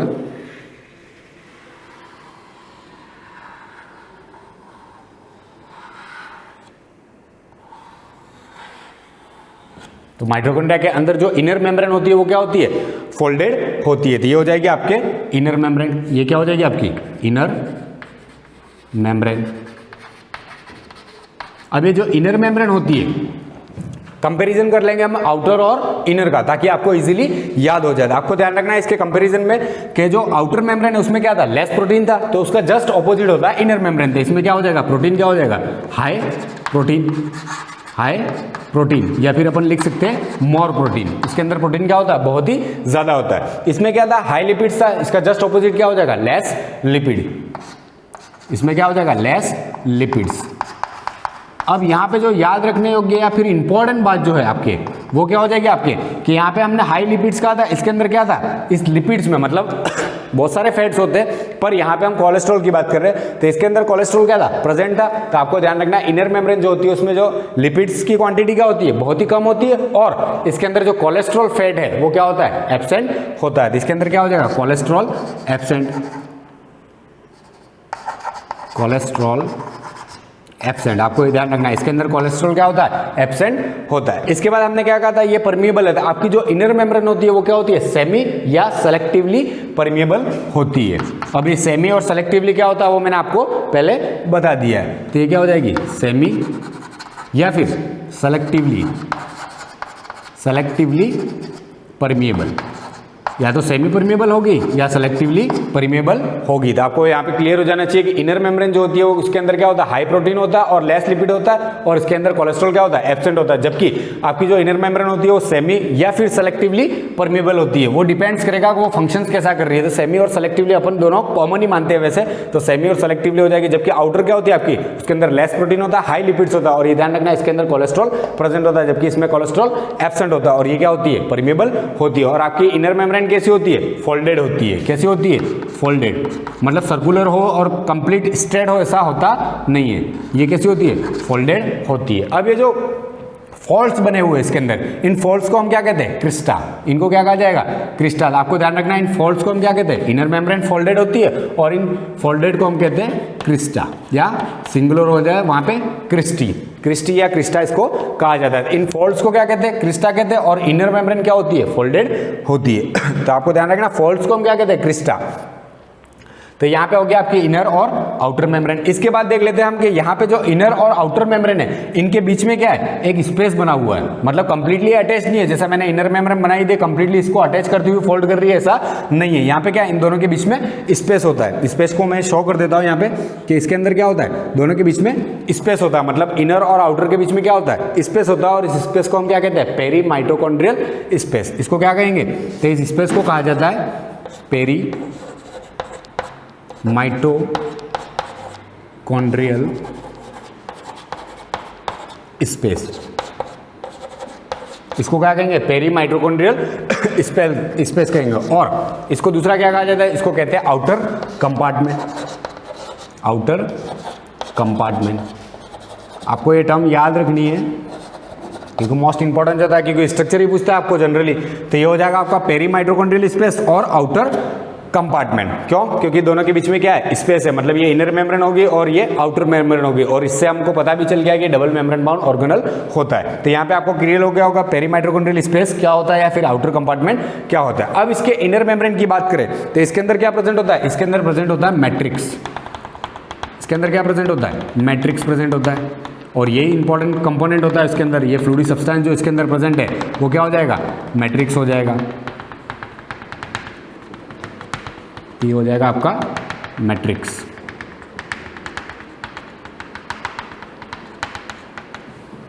तो इसको कहेंगे हम मैट्रिक्स।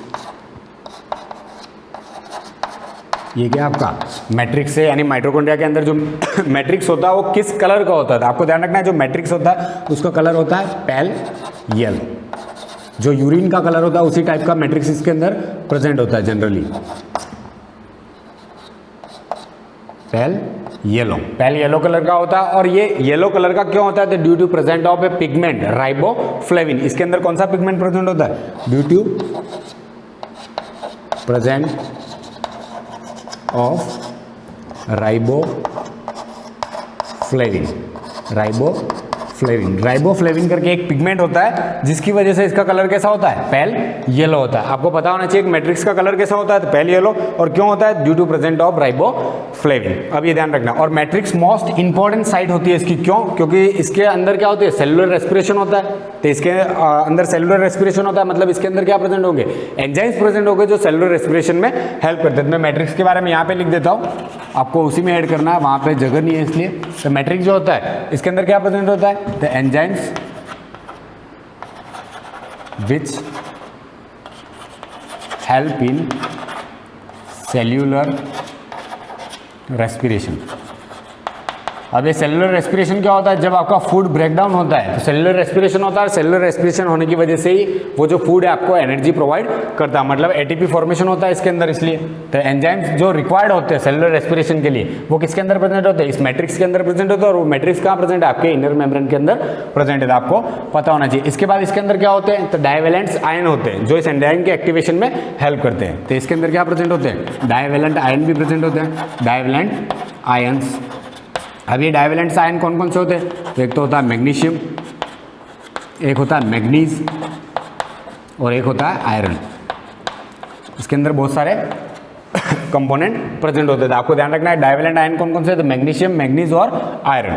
इसके बाद हम यहाँ पे नोट भी कर लेते हैं, इसके अंदर प्रेजेंट होता है सर्कुलर डीएनए। मैंने बात की थी वहाँ पे, तो सर्कुलर डीएनए प्रेजेंट होता है, जैसे मैं यहाँ पे ड्रॉ कर लेता हूँ, इस मैट्रिक्स के अंदर ही प्रेजेंट होगा आपका सर्कुलर डीएनए।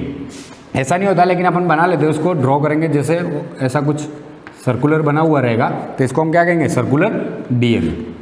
तो ये हो जाएगा आपका सर्कुलर डीएनए, तो हो जाएगा सर्कुलर डीएनए। अब ये जो सर्कुलर डीएनए होता है, इसके अंदर किसकी क्वांटिटी ज़्यादा होती है? जैसे नाइट्रोजन बेस की बात करें तो आपने डीएनए के बारे में जनरली पढ़ा हो अगर, तो डीएनए जो होता है उसके अंदर क्या होता है, एडेनिन होता है, ग्वानिन होता है, थाइमिन होता है और साइटोसिन होता है।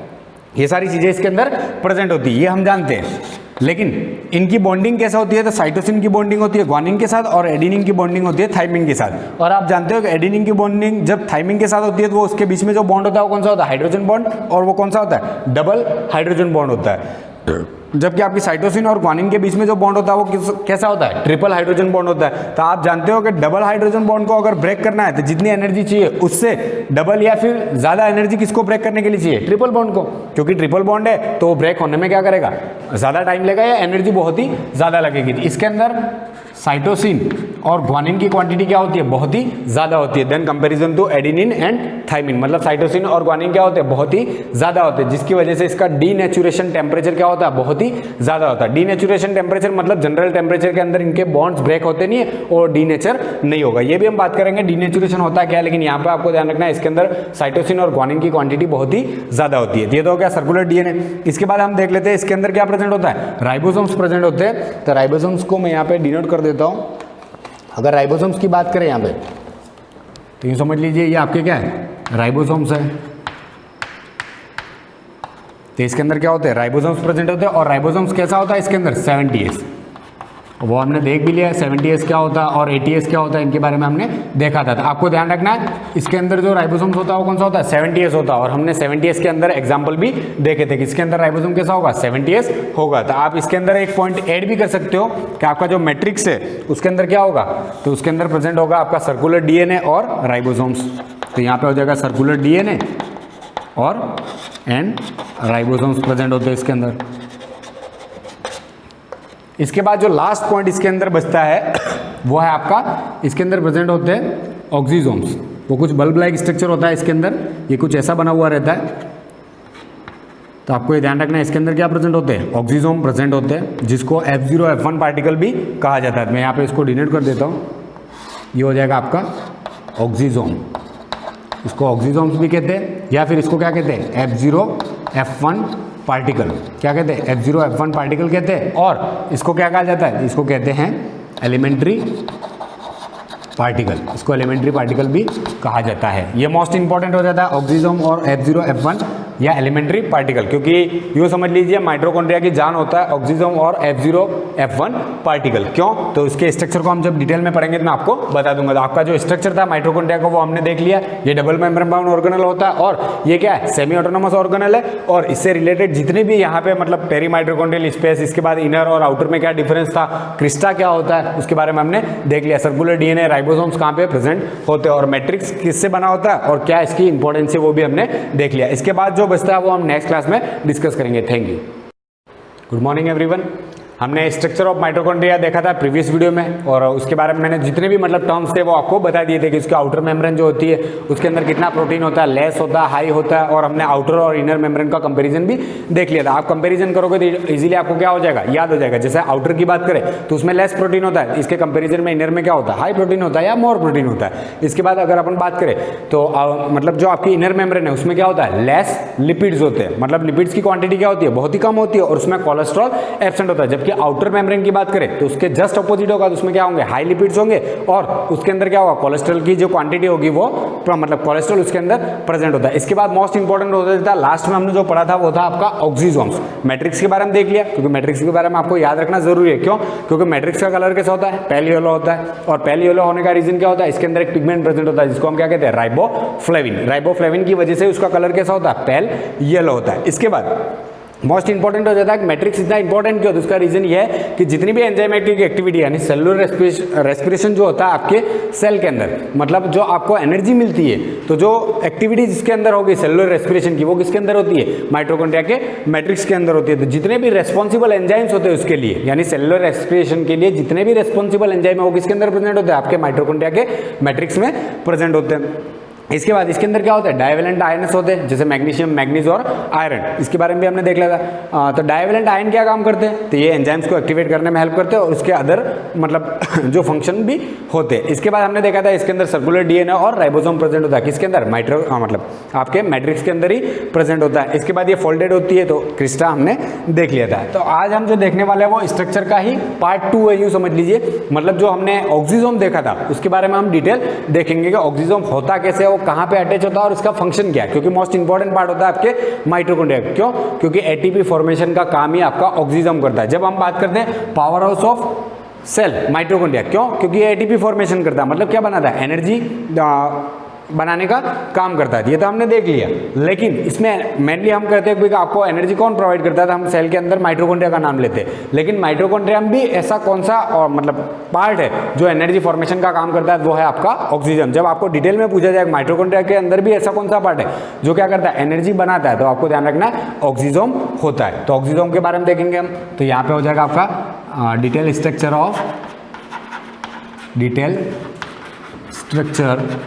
ऑफ ऑक्सीजोम, जिसको हमने क्या कहा था? F0 F1 पार्टिकल भी कह सकते हैं। तो इसके डिटेल स्ट्रक्चर को देखने से पहले मैं आपको बता देता हूँ जो माइटोकॉन्ड्रिया था, आपको ध्यान रखना है यहाँ पे कि इसकी ये क्या थी? ये आउटर मेम्ब्रेन थी, और इसके अंदर जो दूसरी मेम्ब्रेन थी वो क्या थी? फोल्डेड थी, जो हमने देखी थी यहाँ पे कि इसके अंदर फॉल्स बने हुए थे, जिसको हम क्या कहते हैं? क्रिस्टा कहते हैं। तो ये क्या हो जाएगी? आपके इनर मेम्ब्रेन हो जाएगी। अब ये इनर मेम्ब्रेन और आउटर मेम्ब्रेन क्यों ड्रॉ किए? क्योंकि मैं यहाँ पे स्ट्रेट इसको ड्रॉ करूंगा तो आपको ध्यान होना चाहिए वो इनर मेम्ब्रेन है और वो आउटर मेम्ब्रेन है। तो जैसे हम यहाँ पे बात करें तो ये हो जाएगी आपके आउटर मेम्ब्रेन। ये कौन सी हो जाएगी? आपके आउटर मेम्ब्रेन हो जाएगी, आउटर मेम्ब्रेन।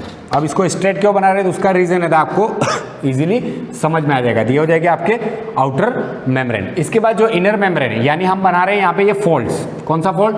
ये वाला समझ लीजिए, यहाँ से हमने इसको उठा लिया और ये फोल्ड्स यहाँ पे ड्रॉ कर रहे हैं। तो ये कौन सी हो जाएगी? आपके इनर मेम्ब्रेन हो जाएगी।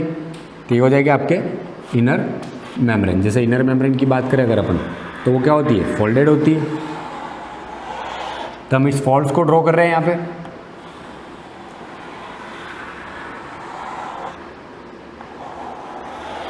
ये हो जाएगी आपके इनर मेम्ब्रेन, मतलब ये वाला पार्ट हमने ड्रॉ किया है। ये क्या हो गया? ये क्रिस्टा है आपका। तो ये हो जाएगी आपके इनर मेम्ब्रेन। अब ये जो इनर मेम्ब्रेन होती है उसके अंदर भी दो पार्ट है। हम देख रहे हैं यहाँ पे हमने इसको ड्रॉ किया, जैसे यहाँ पे हमने इसको सिंगुलरली ड्रॉ किया था क्योंकि स्ट्रक्चर के बारे में देख रहे थे। लेकिन ये जो क्रिस्टा हमने बनाया यहाँ पे, इसके अंदर दो पार्ट है, ये आउटर और ये इनर। मतलब इनर मेम्ब्रेन के ही दो पार्ट हो गए कि इनर मेम्ब्रेन में एक आउटसाइड पार्ट है, एक इनसाइड पार्ट है। अब ये कैसे है वो देख लेते हैं हम। जैसे हम यहाँ पे बात करें तो आपकी जो इनर मेम्ब्रेन है इसके अंदर क्या प्रेजेंट था? आपका मैट्रिक्स प्रेजेंट था। मतलब ये जो आपकी इनर मेम्ब्रेन की फोल्ड्स है तो यहाँ पे क्या प्रेजेंट होगा? आपका मैट्रिक्स प्रेजेंट होगा। इसलिए आपको कंफ्यूजन नहीं हो, मैंने वो दूसरा डायग्राम वहाँ पे शो किया है। तो ये हो जाएगा आपका मैट्रिक्स। तो ये एक इनसाइड पार्ट कर रहे हैं, मतलब आउटसाइड टू इनसाइड बात कर रहे हैं हम। तो ये हो जाएगा आपका मैट्रिक्स। यहाँ पे कंप्लीट इसको ड्रॉ कर देगा। तो ये हो जाएगा आपका मैट्रिक्स। तो ये हो जाएगा आपका मैट्रिक्स।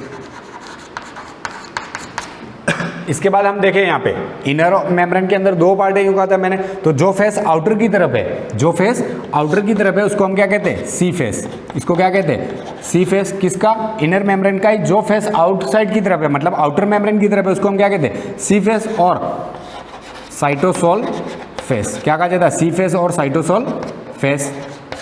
इसके बाद जो इनर मेम्ब्रेन है, मतलब इनर मेम्ब्रेन का जो इनसाइड पार्ट है, जो किसकी तरफ है? मैट्रिक्स की तरफ है, इसलिए इसको हम क्या कहते हैं? M phase. क्या कहते हैं? M phase. तो यहाँ पे आपको क्लियर हो जाएगा कि एम फेस क्यों कहते हैं। उसका रीजन है कि मैट्रिक्स की तरफ है, इसलिए इसको हम क्या कहते हैं? एम फेस कहते हैं। इसके बाद ये जो फोल्ड्स बना हुआ है, इस फोल्ड्स को हमने क्या नाम दिया था? इसको नाम दिया था हमने क्रिस्टा। क्या नाम दिया था, क्रिस्टा दिया था। और इसके बाद यहाँ पे क्या है, ये जो इनर मेम्ब्रेन है और आउटर मेम्ब्रेन, इनके बीच में क्या है, स्पेस है, जिसको हमने क्या कहा था, पेरी माइटोकॉन्ड्रियल स्पेस, या फिर इसको हम कह सकते हैं यहाँ पे जो ये कंपार्टमेंट है बीच में, इसको कहेंगे हम आउटर कंपार्टमेंट।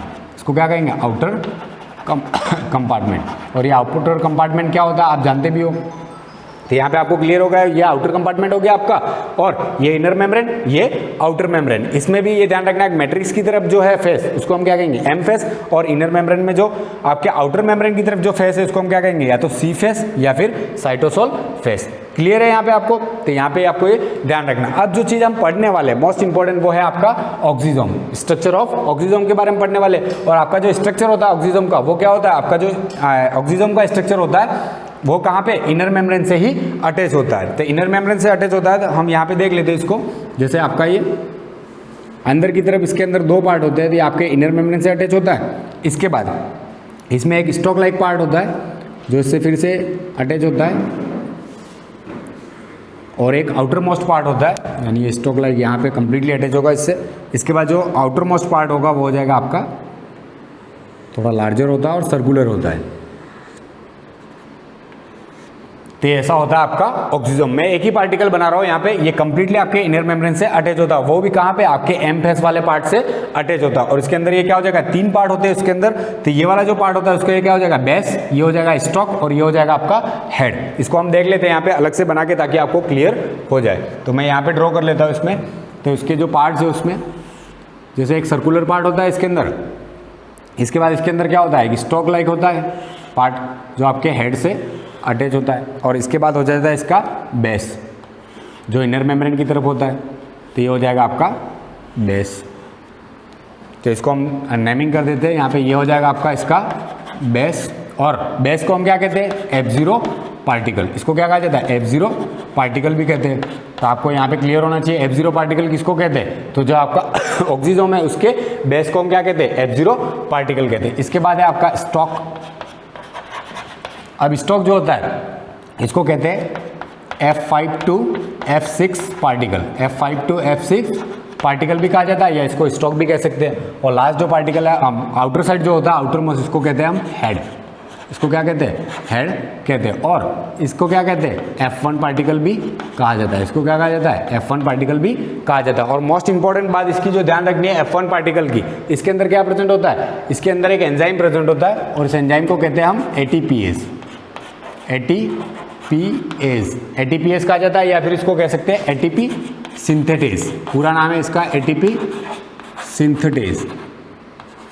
अब ये ATP सिंथेटेज होता क्या है, तो ये ATP को सिंथेसाइज करने में हेल्प करता है। अब ये काम कैसे करता है, जैसे हमने ऑक्सीजोम के बारे में देख लिया, इसका स्ट्रक्चर देख लिया वगैरह, सब कुछ समझ में आ गया यहाँ पे। और इससे रिलेटेड इलेक्ट्रॉन ट्रांसपोर्ट चेन में भी हेल्प करता है, वो सब हम बाद में बात करेंगे, क्योंकि यहाँ पे वो इंपॉर्टेंट नहीं है। यहाँ पे हम बात कर रहे हैं किसकी, ऑक्सीजोम की। किसकी, ऑक्सीजोम्स। अब ये जो ऑक्सीजोम होता है आपका ऑक्सीजोम, इसकी अगर अपन बात कर रहे थे ये फंक्शन कैसे करता है, मैं आपको बता देता हूँ कि जब प्रोटॉन यहाँ पे आते हैं, यानी आपका जो आउटर कंपार्टमेंट है, तो ये ATP फॉर्मेशन करेगा कैसे। तो जैसे ये आपका आउटर कंपार्टमेंट है, आउटर मेम्ब्रेन और इनर मेम्ब्रेन के बीच में जो ये क्या बना हुआ आउटर कंपार्टमेंट, यानी पेरी माइटोकॉन्ड्रियल स्पेस जो है, उसमें जब प्रोटॉन क्या आते हैं, इकट्ठे होते हैं, इसके अंदर डाइवेलेंट प्रोटॉन क्या होते हैं, इकट्ठे होते हैं। ये जो प्रोटॉन है ये क्या करते हैं, इस मेम्ब्रेन को क्रॉस करने का काम करते हैं। क्यों, क्योंकि यहाँ पे क्या है, यहाँ पे कंसंट्रेशन इनका हायर है, और ये क्या होते हैं, डिफ्यूज होते हैं। लेकिन ये एक्टिवली क्या होते हैं, ट्रांसपोर्ट होंगे। क्यों, क्योंकि ये जो आपकी मेम्ब्रेन है, इनर मेम्ब्रेन, वो क्या होती है, ये परमिएबल नहीं होती है, मतलब ये इनको क्रॉस नहीं करने देती है। मतलब इन आयंस के रेस्पॉन्सिबल में क्या होती है, ये परमिएबल नहीं होती, जिसकी वजह से ये क्रॉस नहीं कर पाते। अब ये क्रॉस नहीं कर पाते क्योंकि सेलेक्टिवली या सेमी परमिएबल है, तो ये क्रॉस नहीं कर पाते थे। क्या होते हैं, एक्टिवली डिफ्यूज होते हैं। मतलब एक्टिवली डिफ्यूज होंगे यानी एनर्जी की रिक्वायरमेंट होगी, तो एक्टिवली तो डिफ्यूज होते हैं। लेकिन जब ये एक्टिवली डिफ्यूज होते हैं तो क्रॉस कैसे करेंगे इस मेम्ब्रेन को, तो इस मेम्ब्रेन को क्रॉस करते हैं ये वाया ऑक्सीजोम। मतलब आपके ऑक्सीजोम के थ्रू क्या करते हैं, ये क्रॉस करते हैं। ये क्रॉस कैसे करेंगे, जैसे ही समझ लीजिए ये प्रोटॉन यहाँ ट्रैवल करता हुआ यहाँ पे आया। अब जैसे ये एक्सोसोम के पास आता है तो ऑक्सीजोम क्या करता है, इसको रिसीव करता है। मतलब यहाँ पे कंप्लीट क्या हो जाएगा, आपका ऑक्सीजोम है तो ये ऑक्सीजोम के थ्रू ट्रैवल करता हुआ बाहर जाएगा। तो जैसे ये ऑक्सीजोम के थ्रू ट्रैवल करेगा तो ऑटोमेटिकली इजीली ट्रांसफर कर लेगा। बाकी ये मेम्ब्रेन जो होती है इसको ट्रैवल नहीं कर सकती। लेकिन जहां जहां ऑक्सीजोम प्रेजेंट है, अब ध्यान रखना ये कंप्लीटली ऑक्सीजोम यहाँ पे प्रेजेंट होते हैं, प्रोटॉन क्या होगा, ये रिसीव करेगा ऑक्सीजन, और ये क्या होगा, बेस से होता हुआ स्टॉक में जाएगा, और स्टॉक से होता हुआ आपके किस में चला जाएगा, आपके हेड वाले पार्ट में जाएगा। और हेड वाले पार्ट में जैसे ही जाता है तो यहाँ पे क्या होता है, अब इस प्रोटॉन के पास क्या है, एनर्जी होती है, तो इस एनर्जी को एटीपी में कैसे कन्वर्ट करता है ये, तो यहाँ पे होगा आपका एडीपी। क्या होगा, एडीपी, जिसको हम क्या कहते हैं, एडिनोसिन डाइफॉस्फेट। और इसके साथ ये ऐड करेगा किसको, एक इनऑर्गेनिक फॉस्फेट। तब क्या चाहिए, एनर्जी, यानी आपका जो प्रोटॉन गया है इसकी एनर्जी का इस्तेमाल करेगा, और ये क्या होगा, एडीपी के साथ 1 इनऑर्गेनिक फॉस्फेट ऐड होगा। और जैसे ही 1 इनऑर्गेनिक फॉस्फेट इसके साथ ऐड होता है तो ये क्या जनरेट करेगा, या फिर हम इसको यही पे बना लेते हैं, ये ऐड करेगा, मतलब एडीपी के साथ 1 इनऑर्गेनिक फॉस्फेट जैसे ही ऐड होता है तो ये क्या बना लेगा, एटीपी।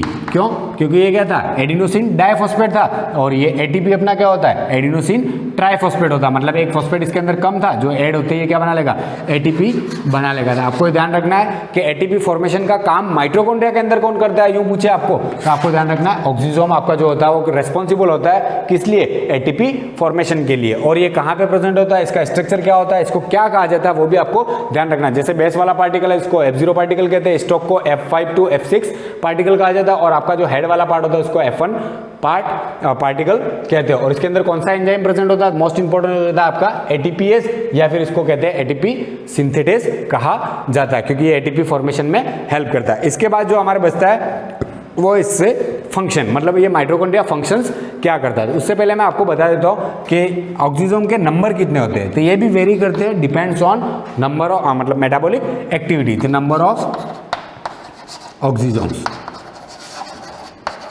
तो नंबर ऑफ ऑक्सीजोम्स की बात करें तो ये वेरी करते हैं 10,000 to 1 लाख।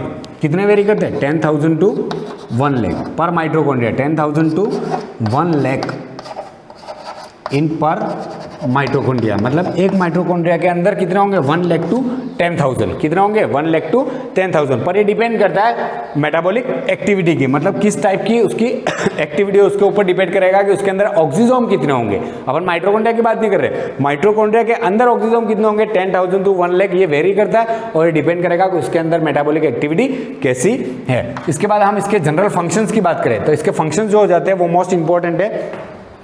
मैं यहाँ पे स्ट्रक्चर को क्लीन कर देता हूँ ताकि हम फंक्शंस के बारे में जान सकें।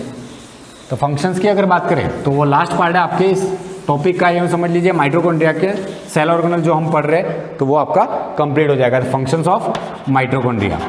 तो इसके फंक्शंस की बात करें तो ये क्या करता है, एक तो एटीपी फॉर्मेशन करता है, मेन काम क्या है, एनर्जी फॉर्मेशन, यानी ये क्या करेगा, एटीपी सिंथेसिस करता है। क्या करता है, एक तो एटीपी सिंथेसिस में हेल्प करता है, दूसरी बात ये क्या करता है, तो ये एनर्जी प्रोवाइड करता है, लेकिन दूसरी फॉर्म में कहाँ पे एनर्जी प्रोवाइड करता है, तो निबेंकन। आपको ध्यान रखना है निबेंकन क्या होता है, तो जो माइटोकॉन्ड्रिया आपके स्पर्म के अंदर प्रेजेंट होते हैं उनको क्या कहा जाता है, सर्कुलर माइटोकॉन्ड्रिया होता है, उसको कहते हैं निबेंकन। क्या कहते हैं, निबेंकन कहा जाता है। और वो किसके अंदर प्रेजेंट होता है, आपके स्पर्म के अंदर प्रेजेंट होता है। और ये क्या करते हैं, तो ये भी एटीपी फॉर्मेशन का ही काम करते हैं, एटीपी सिंथेसाइज करने का काम करते हैं। इसके बाद ये क्या करता है, टेम्परेचर को मेंटेन करता है, मतलब ये क्या करेगा, थर्मोजेनेसिस, मतलब ये आपके क्या करता है, टेम्परेचर को मेंटेन करने का काम करता है। तो ये मेंटेन टेम्परेचर को भी क्या करता है, ये मेंटेन करता है। इसके बाद ये हेल्प क्या करता है, तो हेल्प इन वाइटेलोजेनेसिस। अब ये वाइटेलोजेनेसिस क्या होता है, हमने प्रीवियस वीडियो में आपने देखा भी होगा, वाइटेलोजेनेसिस के बारे में हमने बात भी की थी। और वाइटोलोजेनेसिस क्या होता है, यॉक फॉर्मेशन, मतलब किसी एग के अंदर यॉक फॉर्मेशन जो होता है, मतलब उसका जो रिजर्व फूड होता है तो उसको हम क्या कहते हैं, यॉक कहते हैं। और उस यॉक फॉर्मेशन की प्रोसेस को हम क्या कहते हैं, वाइटोलोजेनेसिस। इसमें भी ये माइटोकॉन्ड्रिया आपका क्या करता है, हेल्प करता है। तो आपको ध्यान रखना है माइटोकॉन्ड्रिया अकेला एनर्जी बनाने का काम ही नहीं करता, बहुत सारे इसके अदर फंक्शन भी होते हैं, जैसे निबंकन हो गया, आपके एटीपी सिंथेसिस हो गया, टेम्परेचर को क्या करता है, मेंटेन करने का काम करता है। इसके बाद आपका जो वाइटोलोजेनेसिस में भी हेल्प करता है। इसके बाद formation of haemoglobin and myoglobin, तो ये हो जाएगा आपके किस में हेल्प करता है, फॉर्मेशन ऑफ हीम। अब ये हीम क्या होता है, तो आपका जो हीमोग्लोबिन होता है उसके अंदर ग्रुप होता है हीम, यानी ये आयरन कंटेनिंग कंपोनेंट होता है। और इसके फॉर्मेशन में भी हेल्प कौन करता है, आपका माइटोकॉन्ड्रिया करता है। The formation of heme in haemoglobin, H भी लिखा है, यानी ये क्या हो जाएगा, हीमोग्लोबिन एंड मायोग्लोबिन, जिनके अंदर एक इसमें क्या बनाने में हेल्प करता है, तो ये हीम को फॉर्मेशन में हेल्प करता है। हीम क्या होता है, ये आयरन कंटेनिंग कंपोनेंट होता है जो हीमोग्लोबिन और मायोग्लोबिन में प्रेजेंट होता है। ये हो जाएंगे इसके बेसिक फंक्शन। था आपको ध्यान रखना है क्या करता है, एक तो एटीपी सिंथेसिस करता है, निबंकन यानी स्पर्म के अंदर जो माइटोकॉन्ड्रिया होते हैं उसको हम क्या कहते हैं, निबंकन कहते हैं। आपको ये ध्यान रखना है। ये सर्कुलर माइटोकॉन्ड्रिया होते हैं जो क्या करते हैं, आपकी टेल को मतलब स्पर्म का जो टेल होता है उसको स्विंग कराने में हेल्प करते हैं। वहां पे क्या चाहिए, एनर्जी चाहिए, और एनर्जी बनाने का काम कौन करेंगे, आपके निबंकन करेंगे यानी स्पर्म, यानी एटीपी सिंथेसिस में हेल्प करेगा। टेम्परेचर को क्या करता है, ये थर्मोजेनेसिस कहते हैं इसको। तो उसका रीजन ये है कि टेम्परेचर को कंट्रोल करने में भी हेल्प करता है, और सॉरी वाइटोलोजेनेसिस यानी यॉक फॉर्मेशन में भी हेल्प करता है, और formation of him in haemoglobin and myoglobin. तो ये हो गया आपका माइटोकॉन्ड्रिया कंप्लीट, यानी सेल ऑर्गेनल आपका यहाँ पे क्या हो जाता है, कंप्लीट हो जाता है। इसके बाद नेक्स्ट आपका जो सेल ऑर्गेनल आएगा वो है आपका प्लास्टिड, जिसके बारे में हम नेक्स्ट क्लास में डिस्कस करेंगे। Thank you.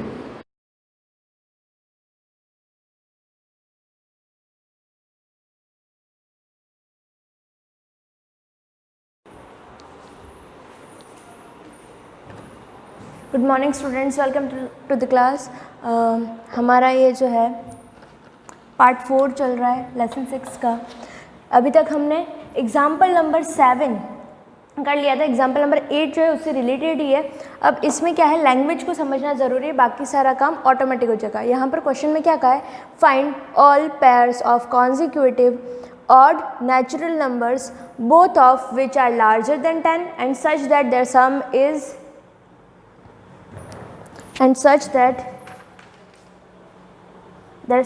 less than 40, तो यहाँ पर क्या कहा है कि find all pairs of consecutive odd natural number. कहने का मतलब लगातार आने वाले कोई भी दो विषम संख्या, ऑड नेचुरल नंबर का नंबर मतलब क्या हो गया, विषम संख्या है लेकिन वो नेचुरल है, इसका मतलब 1 से लगा के इन्फिनिटी तक जितने नंबर बनते हैं वो सारे इंक्लूड हो जाएंगे। तो ऑड नेचुरल नंबर, जैसे फॉर एग्जांपल पहला 1 है तो कॉन्जिक्यूटिव का मतलब होता है लगातार आने वाले। 1 के जस्ट बाद वाला ऑड नंबर कौन सा है, 3। अगर आप 3 ले रहे हो तो 3 के जस्ट बाद वाला ऑड नंबर 5 ले रहे हैं तो इसके जस्ट बाद वाला ऑड नंबर इज 7। तो यहाँ पर कॉन्जिक्यूटिव ऑड नेचुरल नंबर कहा है, तो अपने को वो सारे पेयर्स निकालने हैं जो गिवन कंडीशंस को सेटिस्फाई करते हैं, वेदर इट इज़ 1 3 3 5 5 7, कौन से पेयर्स इसके अंदर इंक्लूड होंगे, कंडीशन के अकॉर्डिंग चलेगा। तो अब हमको सिंस वो पेयर्स फाइंड करने, तो जब पेयर्स को ऑब्जर्व किया जाता है तो मान लेते हैं अगर इस 1 को मैं x कंसीडर करती हूँ, पहला जो छोटा वाला नंबर है, तो स्मॉलर नंबर को मैं अगर x कंसीडर करती हूँ तो नेक्स्ट नंबर क्या बन रहा है, फर्स्ट इज़ 1 तो सेकेंड इज़ 3, ये 3 है तो ये 5, ये 5 है तो ये 7, ये 7 है तो नेक्स्ट वाला क्या आना चाहिए 9। तो इन दोनों के बीच में रिलेशन क्या है, तो जब ऑब्जर्व करते हैं तो हमको पता चलता है 1 के अंदर अगर 2 ऐड करो तो 3 आता है, 3 के अंदर 2 ऐड करो तो 5 आता है, 5 के अंदर 2 ऐड करो तो 7, 7 के अंदर 2 ऐड करो तो 9। तो कहने का मतलब अगर पहला ऑड नंबर x है तो सेकंड जो कॉन्जिक्यूटिव ऑड नंबर है उसके जस्ट बाद आने वाला ऑड नंबर क्या होना चाहिए, x + 2।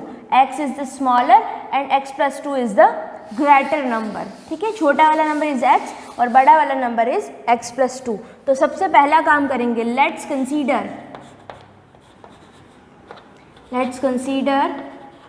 माना कि, क्या लिखेंगे यहाँ पर, माना कि the smaller odd natural number, the smaller odd natural number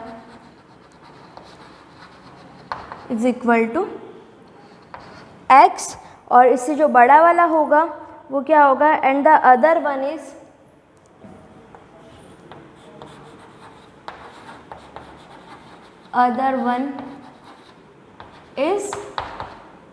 equal to x + 2। तो यहाँ पर हिंदी मीडियम वाले क्या लिखेंगे, माना कि जो क्या लिख सकते हैं इसको, स्मॉल को छोटी विषम संख्या है वो बराबर x, और जो दूसरी संख्या है, दूसरा जो नंबर है वो होगा x + 2। दूसरी विषम संख्या इज इक्वल टू x + 2। अगर छोटा वाला नंबर x है तो उसका बड़ा वाला ऑड नंबर क्या होना चाहिए, x + 2। अब कंडीशंस क्या कहती है, अकॉर्डिंग टू द क्वेश्चन, या फिर जो भी क्वेश्चन में गिवन है,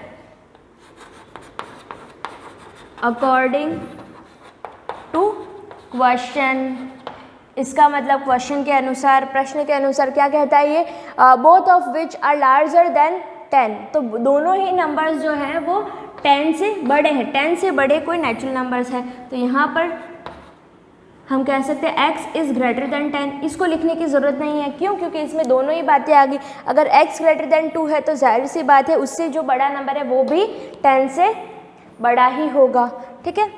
एक दूसरी जो कंडीशन है, पहली कंडीशन ये, सेकंड इज सच दैट, इस तरीके से कि their sum is less than 40, इस तरीके से कि उन दोनों का जो सम है, इन दोनों का जो टोटल है वो लेस है, किससे? 40 से लेस है। तो सेकंड कंडीशन आती है कि सम ऑफ नंबर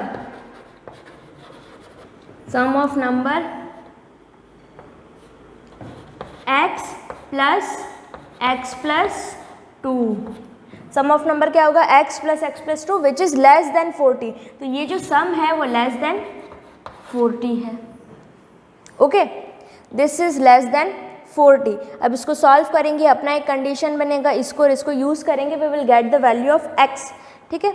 इसको सॉल्व करेंगे तो क्या होगा? 2x, ये क्या हो जाएगा? लेस देन 2 इधर जाएगा तो 40 माइनस 2, तो ये बन जाएगा 38। तो यहाँ से जो हमारे पास वैल्यू बन करके आएगा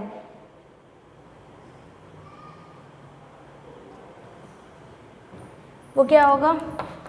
इसको जब सॉल्व करेंगे, इसका नेक्स्ट स्टेप यहाँ लिख रही हूँ, x is equal to less than 38/2। तो यहाँ पर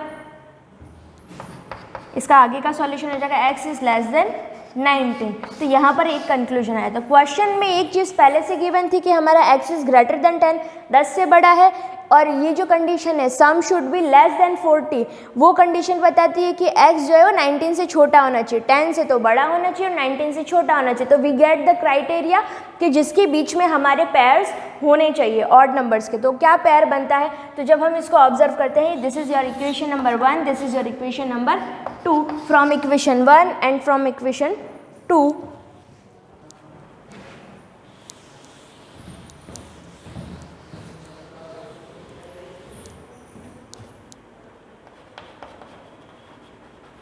from equation 1 and 2, that's it।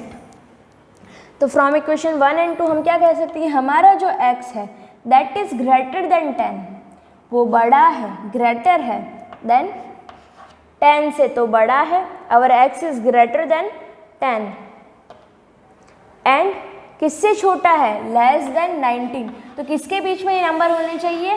10 से तो बड़ा और 19 से छोटा। तो 10 से बड़े जितने भी ऑड नंबर्स हमारे पास एग्जिस्ट कर रहे हैं और 19 से छोटे जितने भी एग्जिस्ट कर रहे हैं वो सारे के सारे पेयर कुछ इस तरीके से होने चाहिए। दस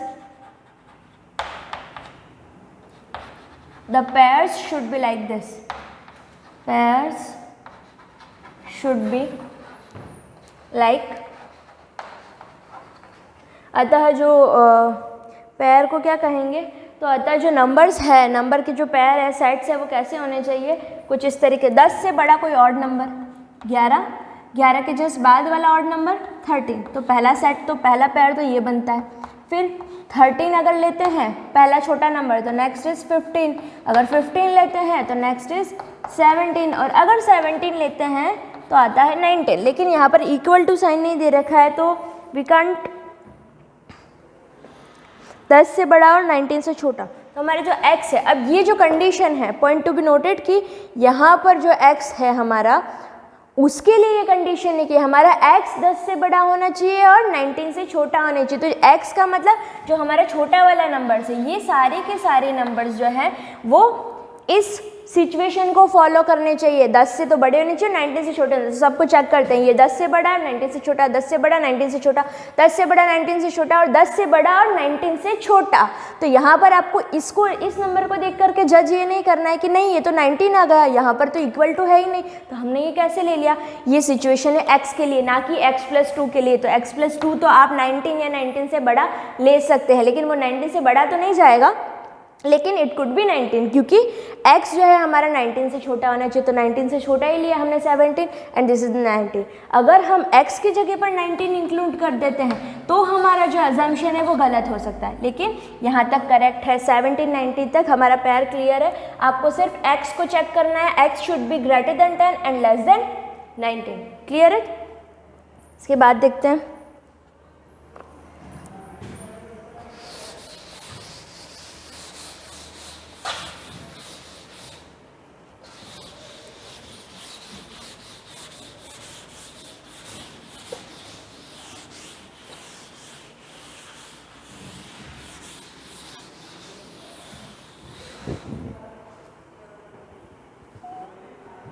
अब इसके बाद आते हैं 6.1 के question.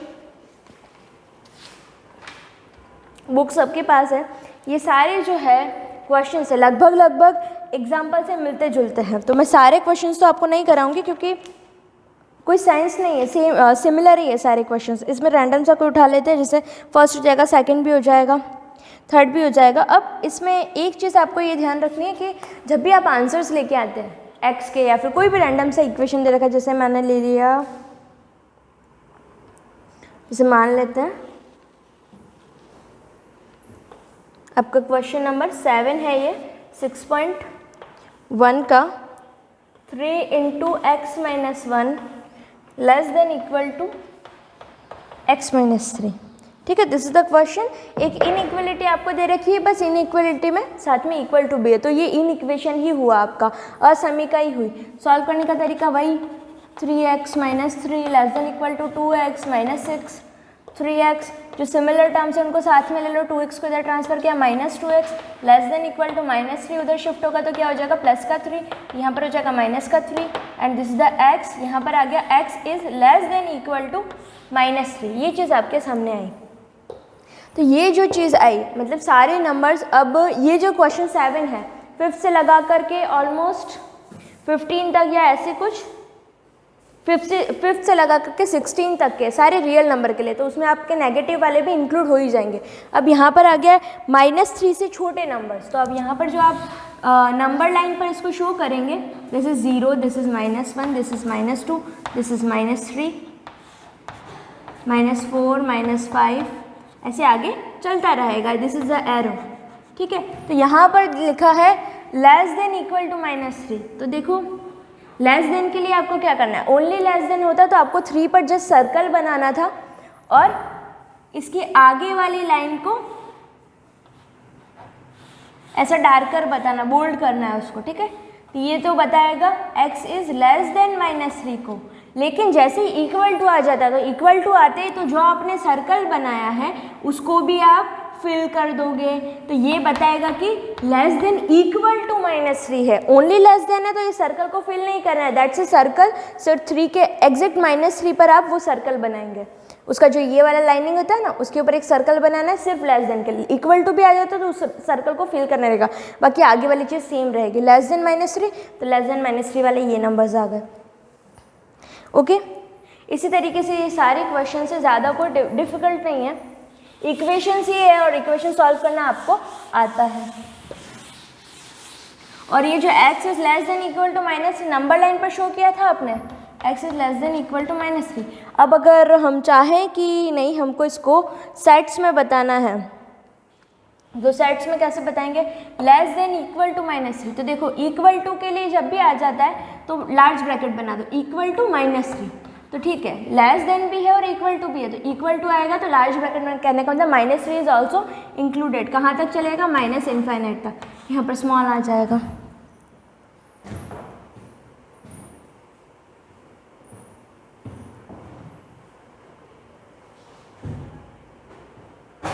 Okay, this is the thing, जब भी इक्वल टू है, जिसके साथ इक्वल टू है, जो नंबर भी इंक्लूडेड उसके लिए लार्ज ब्रैकेट और जिसके लिए नहीं है वो स्मॉल ब्रैकेट, वो सिर्फ इंटरवल को बताएगा, उनके बीच के डिफरेंस को बताएगा। नेक्स्ट देखते हैं,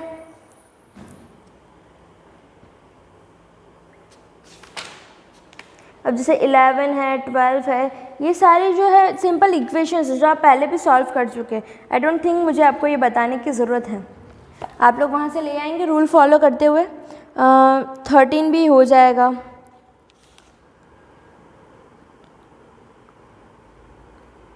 14 भी हो जाना चाहिए,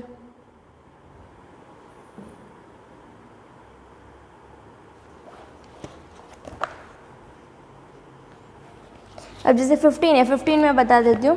15 is like this, x/4 less than 5x - 2 upon 3 - 7x - 3 upon 5। ठीक है, सिंपल सा लेस देन है, हमको इसको सॉल्व करना है और आंसर लेके आना है।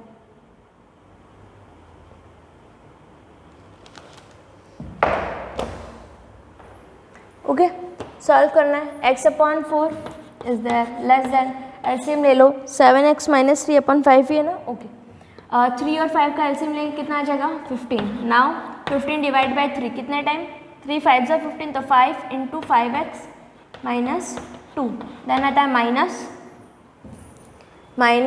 5 3 ज़ा 15 तो 3 into 7x minus 3। Now x upon 4 less than, ये क्या हो जाएगा 5 5 ज़ा 25, x माइनस 5 2 ज़ा 10 माइनस 7 3 ज़ा 20 1x प्लस 3 3 ज़ा 9 अपॉन 15, 25x माइनस 21x, ये हो जाएगा 4x माइनस, ये हो जाएगा minus 10 plus 9 minus 1 upon 15 less than x upon 4। Cross multiply कर सकते हैं यहाँ पर, तो यहाँ पर हो जाएगा ये 15x is less then 4 multiply होगा ईच नंबर से, तो हो जाएगा 4 4 ज़ा 16x माइनस 4 1 ज़ा 4, जो सिमिलर है उनको साथ में रखा 16x, उसको इधर शिफ्ट किया माइनस 15x, माइनस 4 को उधर लेके गए 4, तो यहाँ पर आ गया x 4। तो यहाँ पे x इज ग्रेटर देन 4, इसको ऐसे रिवर्स लिखेंगे तो ऐसा रहेगा। ये जब भी इंटरचेंज होते हैं नंबर्स इंटरचेंज होते हैं या फिर साइन इंटरचेंज होते हैं, तो ये सिंबल भी चेंज हो जाता है। x इधर आया 4 इधर आया, तो लेस देन का ग्रेटर हो गया, ये पूरी चीज़ यूँ रख दी, तो ये हो गया x इज़ ग्रेटर देन 4। तो इसको अगर नंबर लाइन पर शो करना है कोई बड़ी बात नहीं है, जैसे this is 0 1 2 3 4 and this the arrow infinite तक जा रहा है 4 से बड़ा, तो यहाँ पर एक सर्कल बना है और इसको पूरा फिल कर दिया। सर्कल को फिल नहीं करेंगे क्योंकि यहाँ पर इक्वल टू नहीं है, तो दिस इज़ द आंसर। अब इसके बाद के जितने भी क्वेश्चंस हैं, जैसे हम बात करें